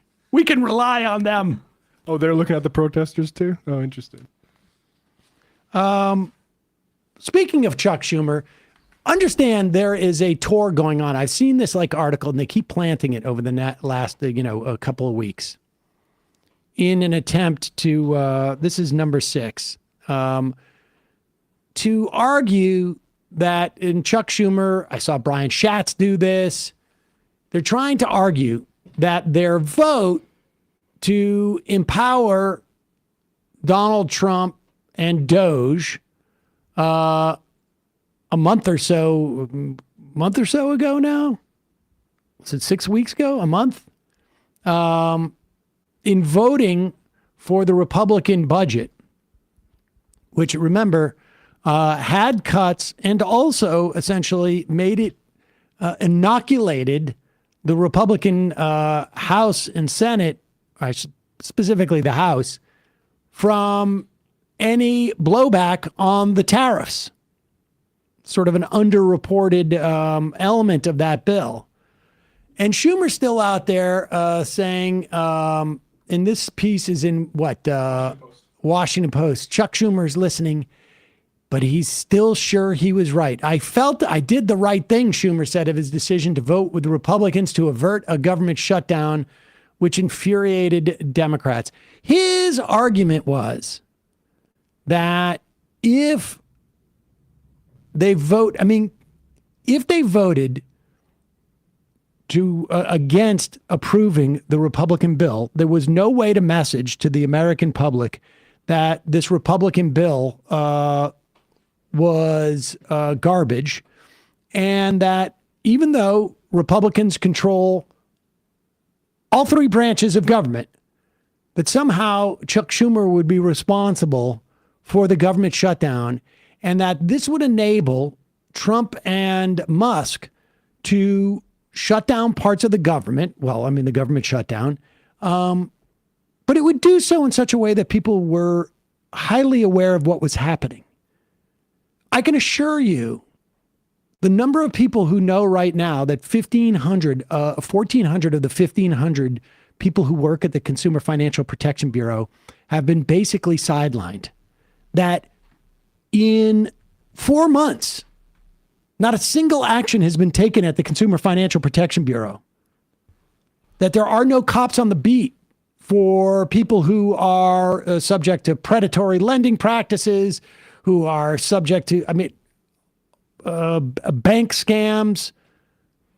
I mean, people don't know that. You know that because you watch this show. But the vast majority of people don't know. And so... And let me just say, for the first time since this kind of democratic weakness, it's been omnipresent my whole lifetime. But the reaction to this has been unique in the sense that Chuck Schumer is facing deep calls to step aside by members of his own party or the public. Democratic voters are not happy with Chuck Schumer. In his own state, AOC is plus 14. That's up from -1 in January 2021, according to Siena Research, which is a highly rated polling firm. Schumer's -10. And when you just take Democratic voters where an AOC Schumer primary battle would take place, AOC is plus 46 and Schumer is plus 14, meaning this is not even anything that anybody wants, except for perhaps some Wall Street donors were a little scared off by tariffs and they didn't want the government to shut down, which would make the stock market even worse because it compounds things. I mean, can you imagine the heat that Trump would be under right now with his tariff stuff and no government agencies open to negotiate this stuff? Exactly. I mean, it just doesn't track. But here is Schumer is convinced, and this is why you keep seeing these articles, because they realize.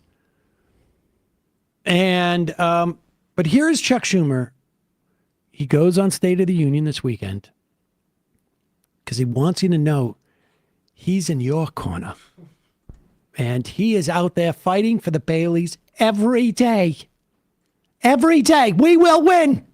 Here he is. And this guy unloads on the Trump administration. Stand back, folks. Look out. Here is your fighter. Right. Much too much. I want to read something else you wrote in your book. You wrote, at Harvard, my alma mater, more than 30 organizations signed a statement calling the Israeli regime entirely responsible for the attack.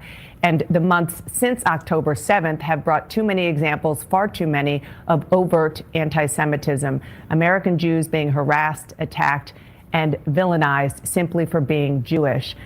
President Trump, as you well know, says he's cracking down on Harvard and other universities because of their response, or lack thereof, to those anti-Semitic This is important, too.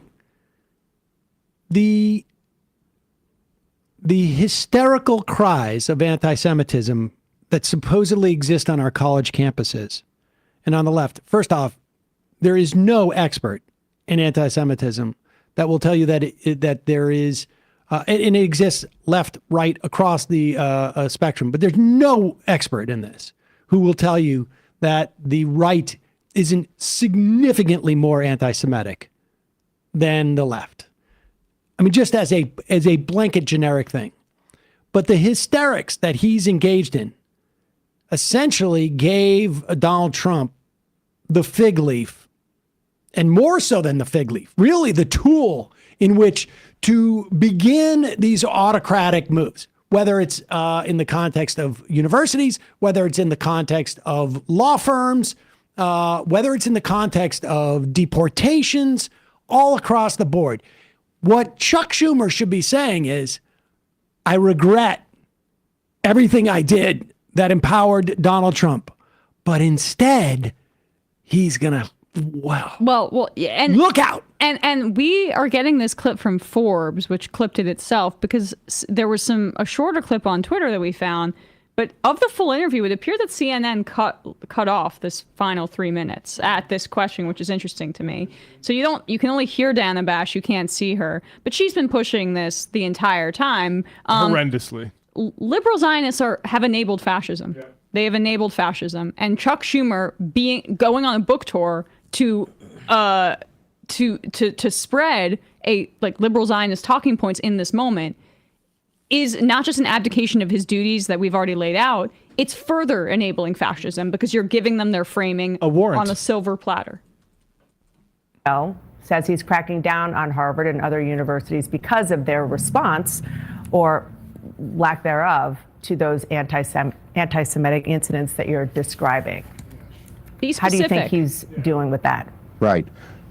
Well, first, Harvard did not do enough to curb anti-Semitism. I've been vocal about that. But let me just say this. What Trump is doing goes way beyond anti-Semitism.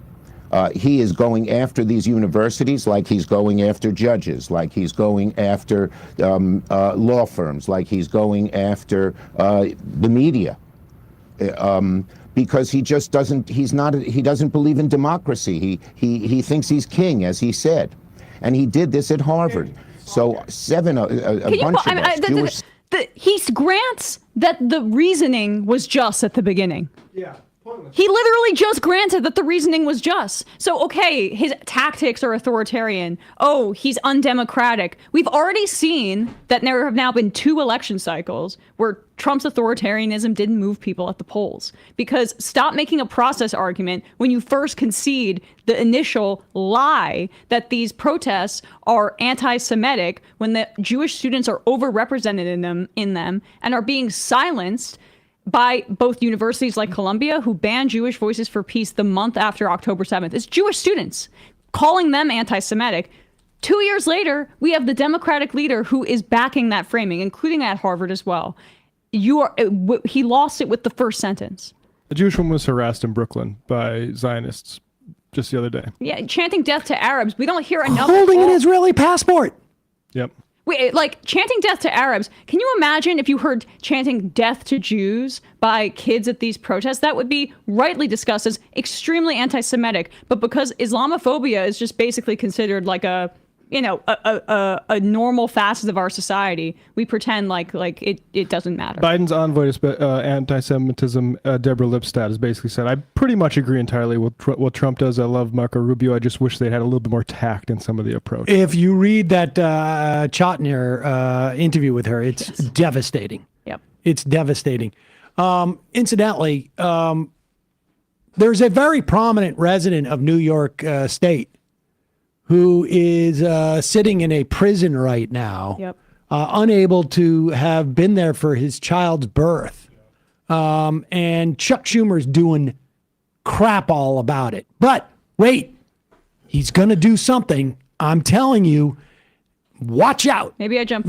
Part of the reason probably why CNN cut this probably had nothing to do with Schumer's people saying, hey, don't put that out online. I'm sure it had nothing to do with that. I think it had to do with the fact that Schumer's anger and intensity and borderline bloodlust to stop Donald Trump here is so disturbing that maybe they were afraid kids would see it. It broke the computers. Here it comes. I've been vocal about that. But let me just say this. What Trump is doing goes way beyond anti-Semitism. He is going after these universities like he's going after judges, like he's going after law firms, like he's going after the media. Because he just doesn't, he doesn't believe in democracy. He thinks he's king, as he said. And he did this at Harvard. So a bunch of us, Jewish senators, just sent a letter to the administration saying, detail the specific incidents of anti-Semitism and why cutting money off to cancer research or to Alzheimer's research has anything to do with Pause it for a second. Wait a second. He just started off by this interview, like you said, by saying that Harvard did not do enough about anti-Semitism, and now he wants Trump to justify the thing that he's already said at the top of this interview that he signs off on? I don't get it. Harvard didn't do enough. Well, what did he favor more? The Bill Ackman approach, the billionaire who took out rented LED trucks in front of Harvard and put all the students' personal information on there, particularly black and brown students. Is that kind of the thing that Chuck Schumer's in favor of? So he's granting the premise. Then what would you have preferred Harvard do? But he's not even talking about what Harvard would do. He's saying, where's the anti-Semitism at Harvard? He already said that there was anti-Semitism. It's a contradiction. Go back a little bit, because just a little bit, and hear him say that again. Now, maybe he misspoke, but who knows? He doesn't believe in democracy. He thinks he's king, as he said. And he did this at Harvard.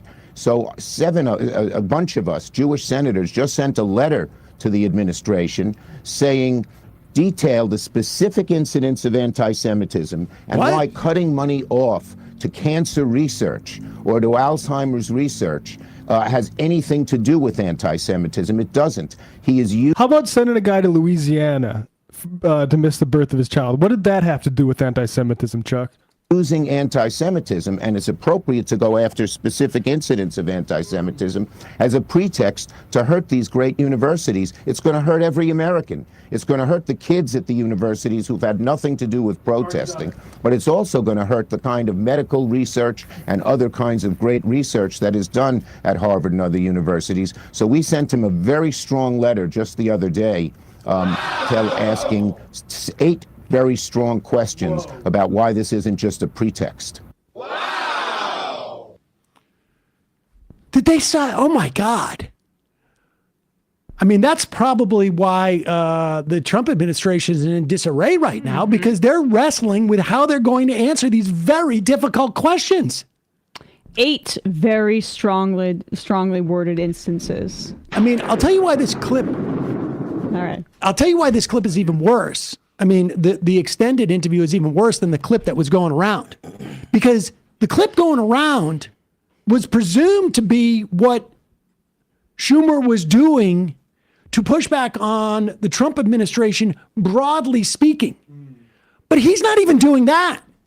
He's not even doing this as the Senate majority leader, Senate minority leader. He's doing this as a group of Jewish senators who have an issue with this. Where is the Democratic Party? Where is the fact that you are the literally, supposedly, the most powerful Democratic elected official in the country? He says it in the video too, where he says that we outlined in the letter the specific instances of anti-Semitism which are appropriate to go after.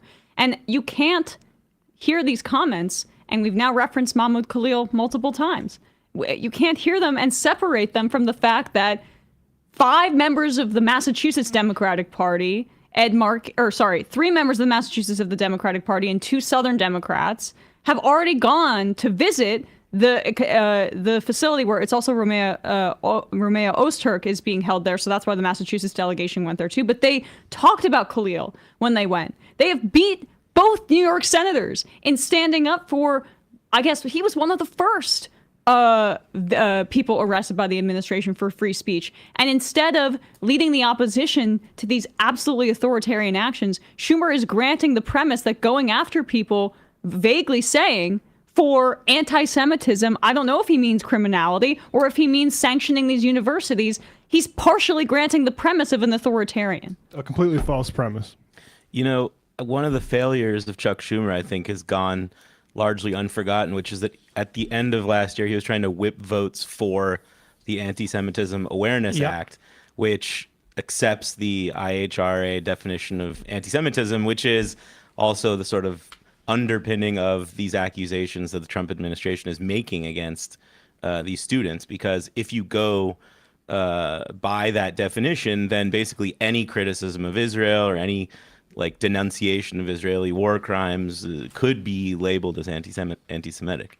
Oh, and it will be, and it has been, and it's justifying exactly what we're seeing now, and it's completely ludicrous. Not after our strongly worded letter with the 8 very difficult questions which will stump him. It's. Oh, no response for that? Do you have, Matt? Huh? Yeah, no. Yeah, and I'd like to see you have to deal with even 3 of those questions. The Baileys love the king thing. I just can't even. The Baileys love you caught that too. What's that? Baileys think criticizing Israel is anti-Semitic. Oh, yes. So you love that king talking point, right? Alyssa Slotkin gave that to you. Yes, I noticed that. They're all in the same group chat. It's so obvious. It's Yes. as obvious as the one with like all the venture capitalist guys. Like it's so clear they're just gassing up each other. You know, the other thing about King, particularly when he says it, oligarchy is obviously more accurate.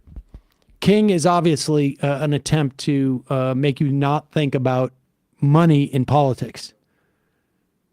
But I mean, the fact of the matter is, like, when people think of kings, this is not 1776. When people think of kings, this is what people think of. Yeah. This is like Kash Patel's little magazine. Or like, it's go off, cartoon. king. It's just, when people think of kings now, it's not like, honestly, like, just even like, if you're not going to do anything as the most powerful Democrat in the country, at least have your rhetoric be effective. But it's that's like not his literally goal. going like, Donald Trump thinks he's a puppy. But that's not his He goal. thinks he's the puppy. Like he can do whatever he wants. Yeah. He thinks he's a puppy or like a very cute bunny. And he's not. That's not what democracy is. You're not ruled by a puppy. I mean, it fits with their fetishization of our institutions. That is a disease among older liberals. It's a disease, and it's also particularly a disease among lawyers and judges. And Chuck Schumer cut his teeth as a lawyer, and they think that like they can just deal with this by being like very smart with their wording. Wow, that legal argument really stumped him there, as opposed to being doing politics, because they don't fundamentally believe in grassroots politics. A guy like Chuck Schumer, why does he want to talk about kings and not oligarchy? I don't know. Maybe that bundle of cash from AIPAC and from Wall Street has something to do with it. Yeah, rich people are annoyed about the king part of Trump, not the delivering for the rich part of Trump. He's a fascist enabler who's the leader of the Democrats in the Senate. Like, I don't use that. I'm trying not to be hyperbolic, but I do believe that about continuously not standing up for people who are being locked up for their free speech, standing up against a genocide. We have the leader of the opposition party saying that in some instances that might be appropriate, basically. Hakeem Jeffries, too. Both branches of Congress led by people who cannot stand up for Khalil without clearing their throat about, I disagree with what he says, but is right to say it's fine, or I guess. Right. Mark my words, Mr. Trump. You cannot be a Disney character. We will not stand for it. Yeah. Yeah. We will win. We will win. Oh my God. Does King make him sound cooler? That's Like, what I'm he saying. might. That's what I'm saying. It's like literally like when people think of kings, they think of like, I don't know. Go off, King. Like, or, be the you big know, dog. Queen Elizabeth or something. It's like King James. Yes. It's not, wrong. there's no. Yeah. It's the type of people that were really into Hamilton. You know, well, that is going to be the coalition that saves us. Again, like in 2016, the Hamilton crowd. It's insane. Never gonna be president and never gonna. Yeah. That guy, if you want to look that up. I don't want to see that. I'll pass on that. Let's have some fun, shall we, folks? You all remember Patrick Bet-David. He is that multimillionaire business consultant, former owner of, it was an insurance company that was really sort of like a membership program where you could join up to be one of the, you could pay a fee to be one of their insurance salespeople. And apparently, like, if you were top tier, you could make some cash. If you were not top tier, you would probably spend some cash. Top of the pyramid tier. Top tier, and then you recruit some other people beneath you. And I want to be absolutely clear: a totally legal Completely. enterprise. Yeah, but just one that the wealth seems to flow up. Anyways, in which salespeople pay the company that's supposedly employing them. Gotta buy insurance. Well, I don't know if they were actually technically employing them. They were more like part of the gang, and part of the scheme. Part of the schematics of the gang, I guess you could say. And here he is. He's invited Andrew Callahan from, what is that, like Channel, what was it? All Gas, No Breaks, Channel 5. He's Channel 5 now. Now, right, yeah. And they've been doing, his channel's been doing some really good, like, on-the-ground work. Like, I think a few months ago, they were down at the border. He tried to cross the Rio Grande himself. So check out Channel 5. I think that he's doing really good work over there. California's been trying to do it. Well, the thing is, We're talking about Gavin Newsom and homelessness. Right, that's the thing is everyone sees Gavin Newsom as like an enabler for all these destructive democratic policies, but he still makes concessions to conservatives who are like bullying him into not carrying it out. For example, let's take the Tenderloin in San Francisco, which is still the biggest open air drug zone in the city. Been that way for decades. He, obviously during the Biden administration and when Newsom was in control, he still is. It was a crazy scene out there. There was people smoking fentanyl on the streets.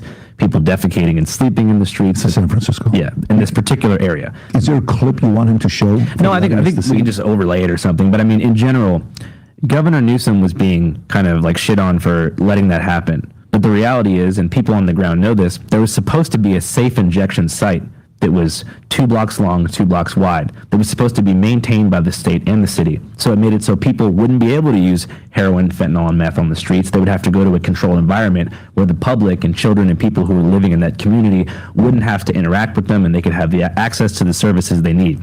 At the last minute, Governor Newsom didn't build it because he was too scared of getting another media smear campaign and being made to seem like someone who lets people do drugs in the open, but he still does drugs in the open. So with the Democratic establishment in California, there's a lot of hypocrisy and there's a lot of, we don't know where the money's going. There's not much transparency as far as what's happening with all these taxes that are being taken away from people who worked hard to make that money. We do know that $1 trillion of wealth have left California in the past 4 years. We do know that cities like San Francisco and LA that are still generating a ton of money, much of that money isn't even being pumped back into the city because so many workers have gone remote. There's a lot of people working in California that decide not to live there because they can do their work for tech companies remotely elsewhere in a more affordable state like Montana. Taxes. Yeah, that's right. So I think that I'll just say Montanans don't appreciate all the people doing that from the West Coast. But go ahead, Brett. When you look at progressive policies and you look at poverty and it's not changing, and then you look at the tax rate going up and down, it can be easy to say, you know what, nothing's ever going to change, and that's why there's so much like a sense of apathy and nihilism when it comes to the billionaire thing. That's why people are saying, billionaires are the worst, kill them all, like on the internet, because they've seen nothing change, and they're seeing, okay, the cost of living is high, there's homeless people everywhere, there's so much poverty, yet there's this class of people who are unaffected by it. So the question is then, if we don't raise the taxes, what can be done to change that situation on the ground? No, I think a really good case there by Callahan. Let's see the wisdom we get from Patrick Bet-David. No, I mean the situation with inequality and poverty. Yeah, but that's not how it works, though. Because to me, here's how it works. Okay, let's just say you got 3 sons, and they're all 25 years old. Okay, and you're pause it for 1 second. Now, I just I want to stop him there. I mean, like he. When I called for higher taxes, he said, communist. Yes. But here's the thing. Okay, well, I guess you could have triplets. That's how they would all be 25 years old. But he's going to pivot off. And one of the things I noticed that Patrick Bet-David did, and I don't know if the other 4 stooges are there in studio, but when they actually have to address something that's real, they immediately turn it to some type of like aphorism. Hypothetical. Salesman type of spiel. Let's say you had triplets and they're all 25 years old. The triplets are now 25 years old. Go ahead. But that's a hallmark of conservative media. You'll see it all the time. People bring in facts and figures. Marvel movies. And reality. Marvel movies. Like, what if we saw it this way? What if it was this way? You're making a case for universal health care, but have you ever thought about what's the guy that compared to Sam? I'm blanking. What's the Marvel guy? Thanos. Thanos. Yeah. Yeah. Remember what it is. To change that situation on the ground. The taxes? No, I mean the situation with inequality and poverty. Yeah, but that's not how it works, though, because to me, here's how it works. Okay, let's just say you got 3 sons, and they're all 25 years old, okay? And you're 60 years old at this time. Could you be? Yeah, 60, 25, 60. Let's just say you're 65 years old. You got 3 sons, 25, 26, 27. You had triplets when you were 35. Okay. Oh, wait, they're not triplets. Not triplets. They're like, That'd be a little weird. Yeah, no, it's like you got busy right at one after another. You decided after the first 2 babies, you're like, I got too much time on my hand. I'm going to have a third. I mean, if you want, it could be 3 different women. So they're 26, 27, 25. Okay, gotcha. By the time he's done, you completely forget what you talking about. That's the whole point of this. Also, did I show you the hats I have here behind me? That's okay. Well, wait until you hear the role geography plays in the analogy here. Okay, let's just say that all three sons had hats. They all have 3 different hats, like these. These, incidentally, you can purchase. All right, go ahead. Okay, and you're 60 years old at this time. Could you be? Yeah, 60, 25, 60. Let's just say you're 65 years old. You got 3 sons. Hold on, pause it. 25, 26. On the screen, the image. No, it's okay. 27. Mm-hmm. They're all out of college. You give each of them $100,000. First one to give $100,000, he goes to Singapore. He parties, he comes back, has a lot of stories. Says, Dad, I tried an opportunity. I met with this businessman in Singapore. Didn't work out. I need another $250,000. I'm up to something big. Second son comes up. You give him $100,000. He takes $100,000, go buys a small condo, gets a nice little job, makes $120,000 a year, doesn't need any money from you anymore. He's doing okay. He's happy. He's got a girlfriend. They're pretty serious. Third one, you give $100,000, takes $100,000, starts a little real estate shop, turns it into $3.2 million, okay? 2 years later. Mm-hmm. Now they're all 2 years older. The first son, you give $100,000, went to Singapore, comes back, says he wants a quarter. The second wants a quarter. The third one wants a quarter. Which of those 3 are you more comfortable giving more money to, knowing you're going to get a rate of return on your money? The first, the second, or the third? Probably the first, right? Right, the first? Yeah. The guy that went to Singapore? Oh, no, not that guy. My bad. I kind of got lost in the metaphor. The first guy is Singapore. The second guy is a stable guy, good citizen, gets a job. Number 2. Or the third one that starts a business and makes the money grow for you. I mean, probably the three because it would be a bigger investment. But I mean, aside from a business standpoint, like if we obviously, you recognize that there's a big problem with homelessness, poverty, and unaffordability. Well, why do you think that is, though? What do you think? I'm asking you. You're in the streets. Why do you think that is? I mean, I would just assume that because the social safety net is so small here and there's such little being provided for people in terms of mental health services, the broken Veterans Administration, so many different things, unaffordability, like there's just not enough resources to set up to help people who are at rock bottom here. You think we haven't given enough money? So to me, when you ask the question, if we don't raise the taxes, then how are we going to fix this? To me, the question becomes, the last 30 times we agreed to give you more money, you wasted it. Why should we trust you to give you more money? Because if I give money to Amazon, if I give money in a company like NVIDIA, if I give money to Tesla, if I give money to Ford or Disney, and I buy the stock and I'm like a believer, here's what's going to be happening. I kind of can track publicly. There's accountability, there's accounting, there's quarterly earning, there's calls to get on. Okay, pause it for a second. This is such unbelievable nonsense. You know what, Amazon, this is so rudimentary that I think probably it doesn't even occur to Callahan to sort of address this. But the relationship between a citizen of a country or a society and an investor in a company is very different. That company is not responsible for the fact that the lights turn on in that studio, that the roads will drive you to that studio, that it's on an airfield, that studio, and that the FAA isn't making sure that the planes don't crash into it, or at least theoretically used to do that. I mean, all of this is such apples to oranges that we could actually go back to the 3 sons example. That we got 0 out of. Hold on. You just gave a lot of facts and figures, but let me just look at it a different way. If you have a plane that leaves St. Louis at 12:05 p.m. Eastern, then you have a plane that leaves Los Angeles at 3 o'clock Pacific time, why can we blame migrant crime? Exactly. Is there more to this that's worth watching? Oh, there's about an hour and a half left. Okay. Oh, great. Let's just watch a couple more minutes. Callahan just like, sits there and just goes, you answer the question? I love it when he's like, which I'll pick one, number one. Okay, number two. Okay, fine, number three. But there's a problem with homelessness, right? The homeless people should have never gone to Singapore. I also like the idea that like he's missing the point of wealth inequality so much that his example is you give your kids $100,000 each.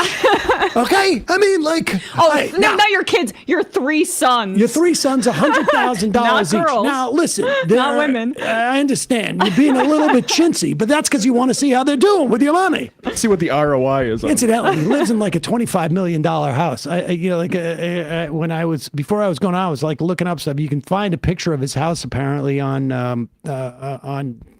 don't know, there's internet, like from the sky, because it's like a massive sprawling complex. Why be Goliath when you can bet David? Oh, my Track goodness. publicly. There's accountability. There's accounting. There's quarterly earning. There's calls to get on.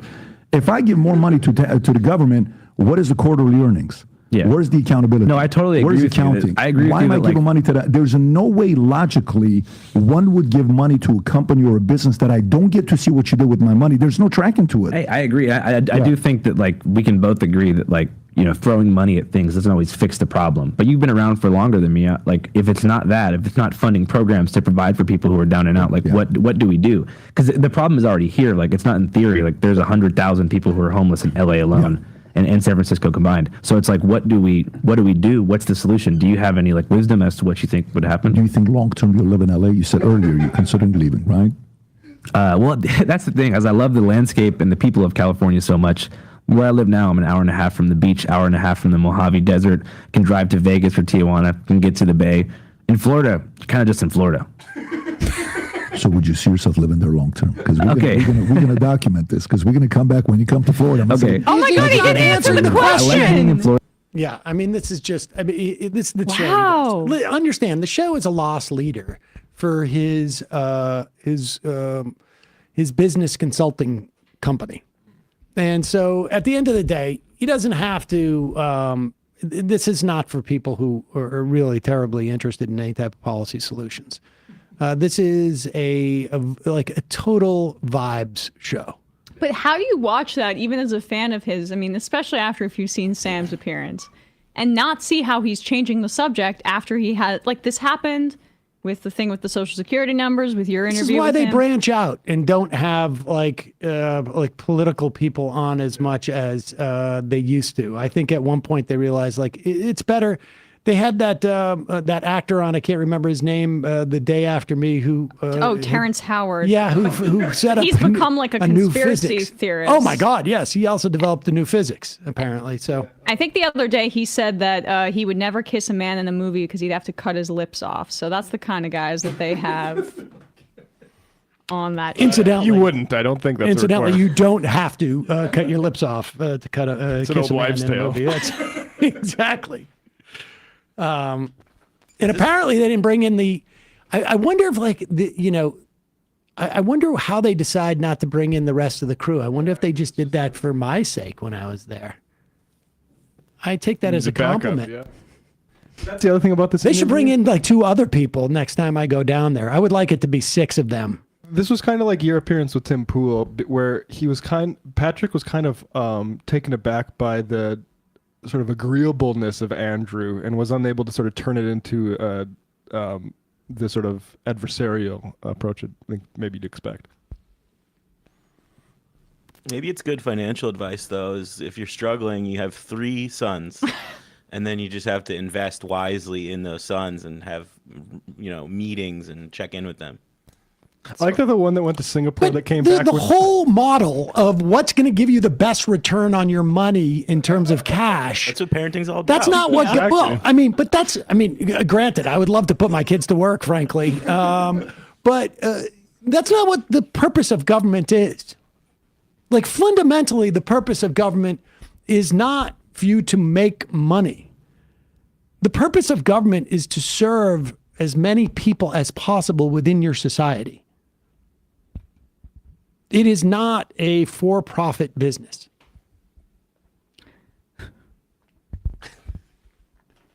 Oh, should we do that? Well, this was from yesterday, I think. Yeah, I don't know. Let's, this is good.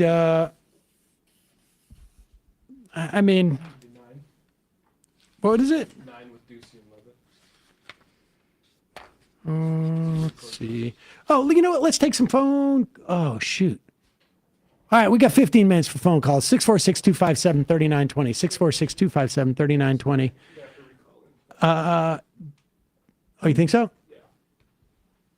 Okay, hold on.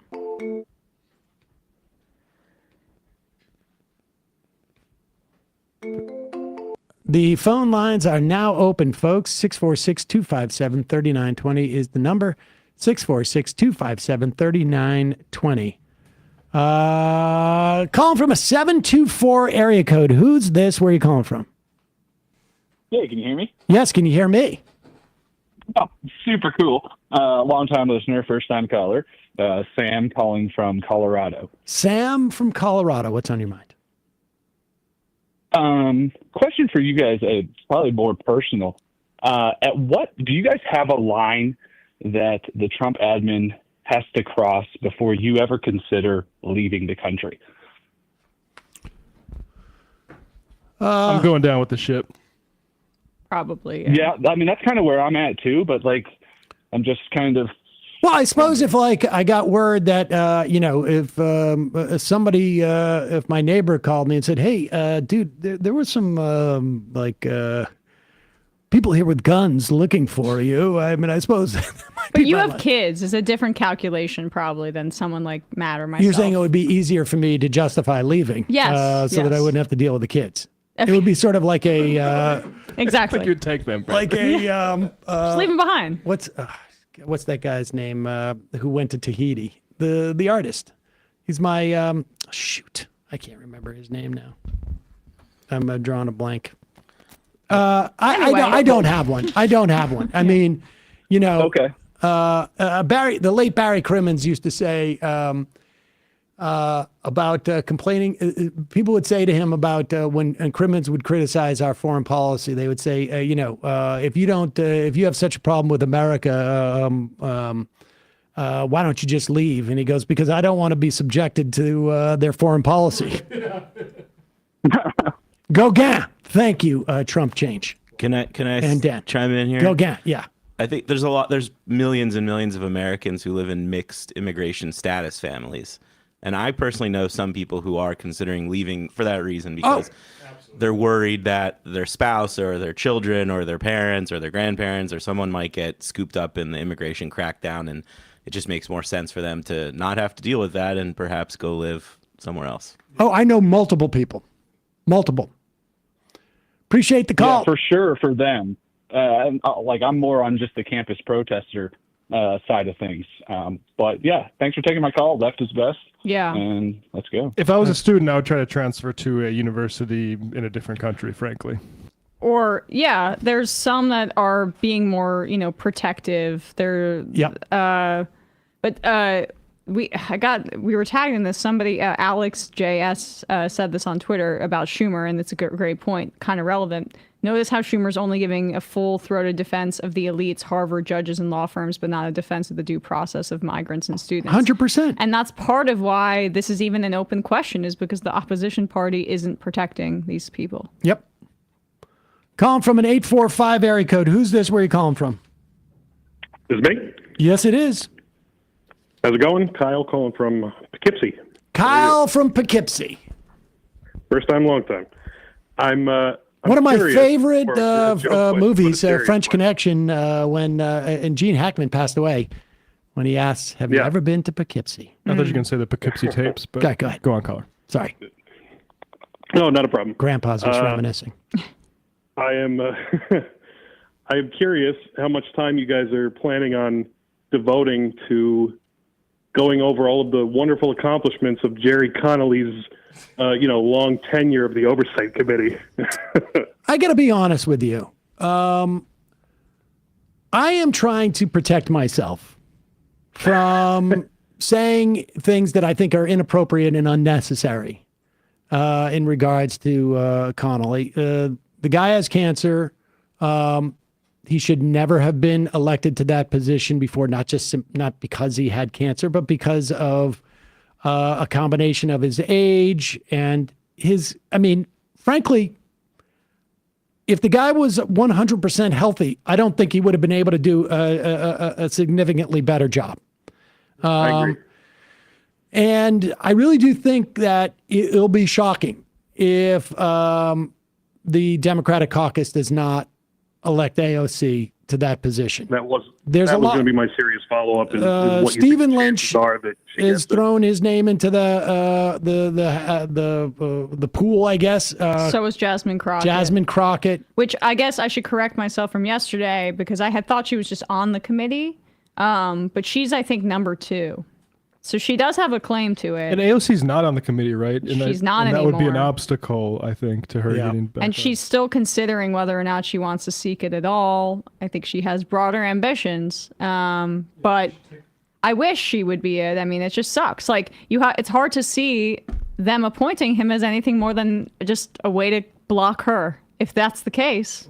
Right. And now she's electing him. Well, she's also, I have to look into this. She's been off, I think, oversight since 2019 because remember Pelosi forced her off because she wanted to be on the Energy Committee. Right. So she wants back on, or she sees the value in leading oversight. It's just a question of like if her ambitions are bigger now, I think. Ro Khanna is also going to run, or at least there's talk of it. Yes. Okay. Appreciate the call. Not the person I would want, given his close relationship with the tech oligarchs and Elon Musk, to be leading oversight during this. Well, you specifically asked him a year ago. A year and a half, maybe. Would you refuse to take more money from David Sachs going forward? He is now the crypto czar in the Trump administration. He was, if 20 or 30 people can be instrumental in regards to Trump's election, I would say Sachs was certainly one of them.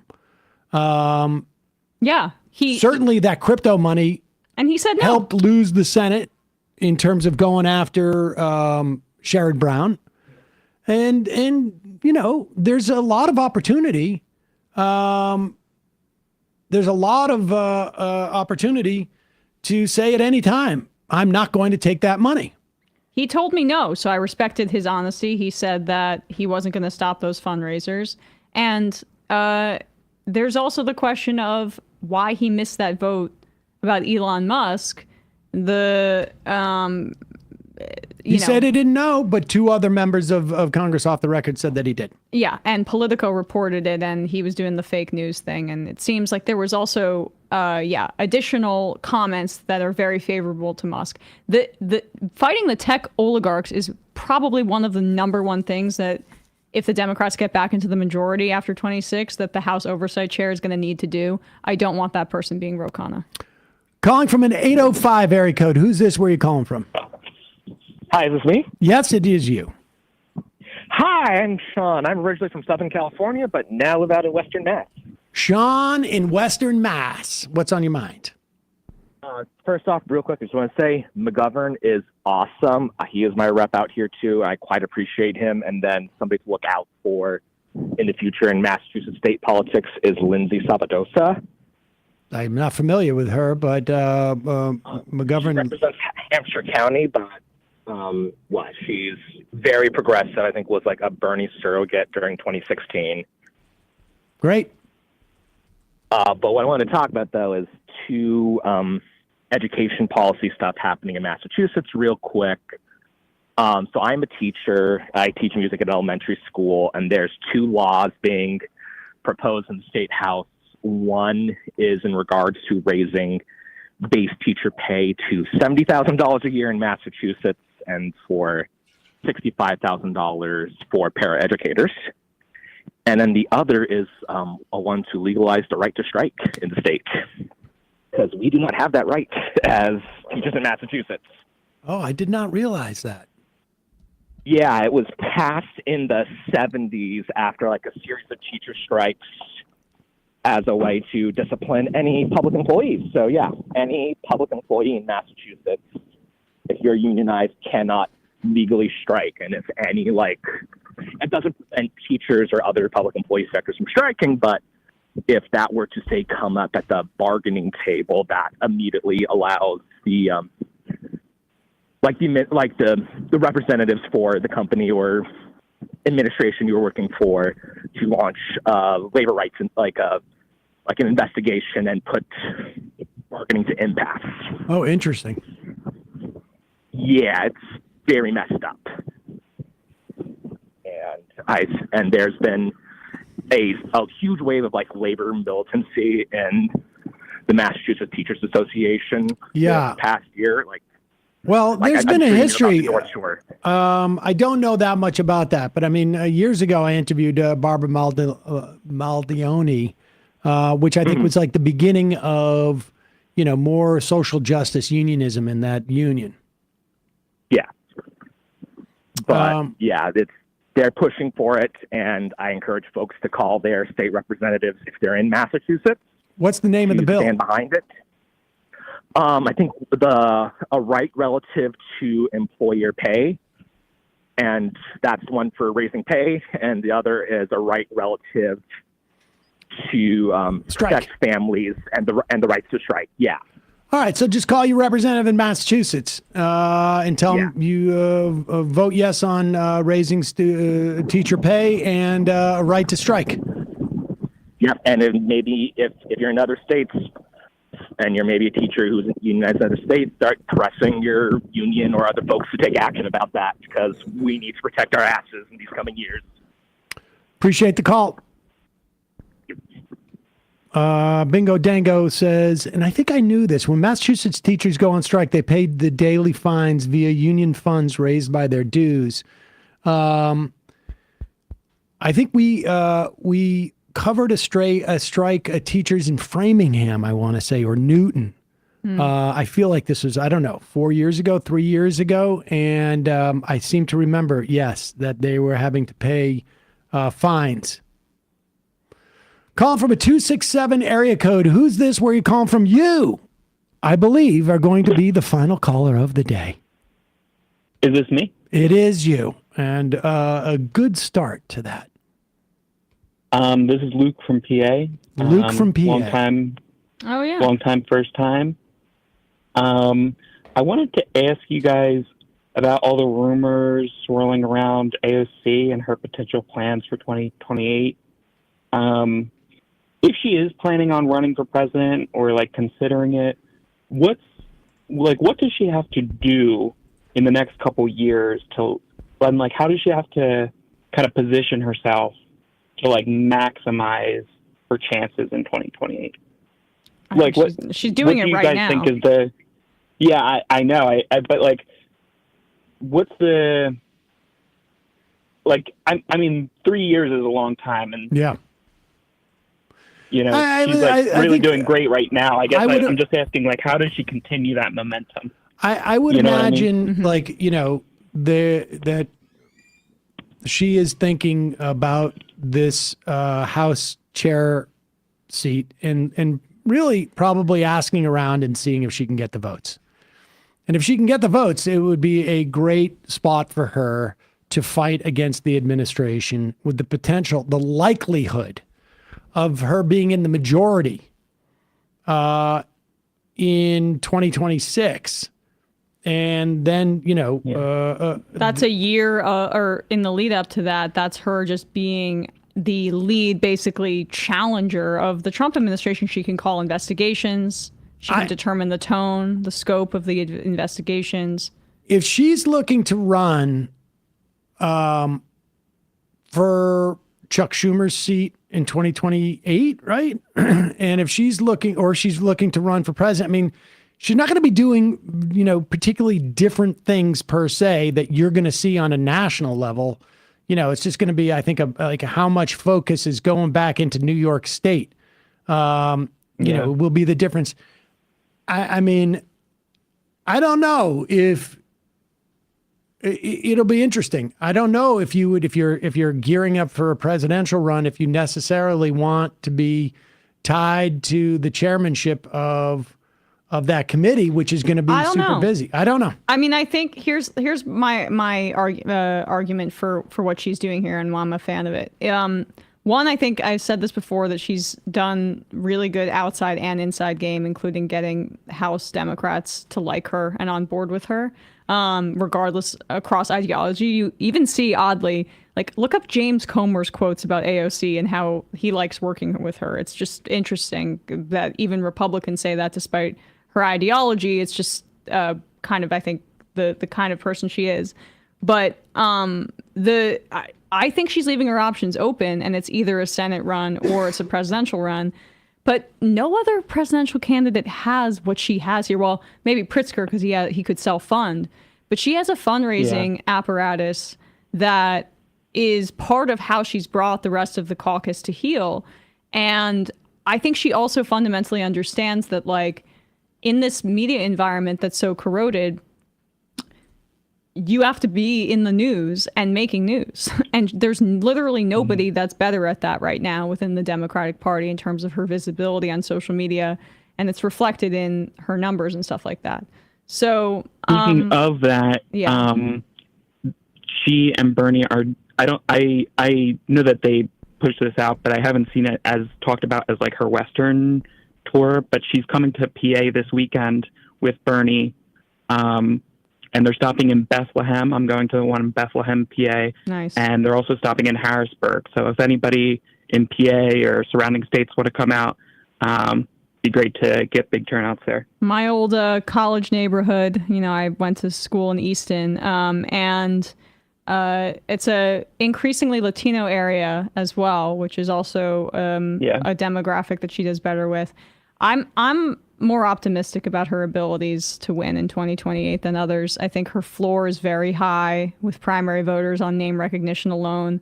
I think if you're a woman under 40 years old, you see her as a feminist icon in the way that, say, my mother saw Hillary Clinton as a feminist icon, but better politics, obviously. So I think she has a very high floor with female voters. And then you have the left-wing kind of ideology that helps her. So I don't think she should shy away from the idea of president. But I also think she's just more of a down-to-earth person than some of the other big-name Democrats who may think, like, I prefer the Senate experience than, being at that level of exposure, because, frankly, she's experienced a ton of harassment and hate and, like, sexually violent threats given her profile. So appreciate the call. I also want to say, like, Chris DeLuzio, who's a rep out in Western PA, is also coming on these tours, and he's not really like a progressive. He's not like he's a pretty mainstream Democrat, but he's not like a progressive in PA.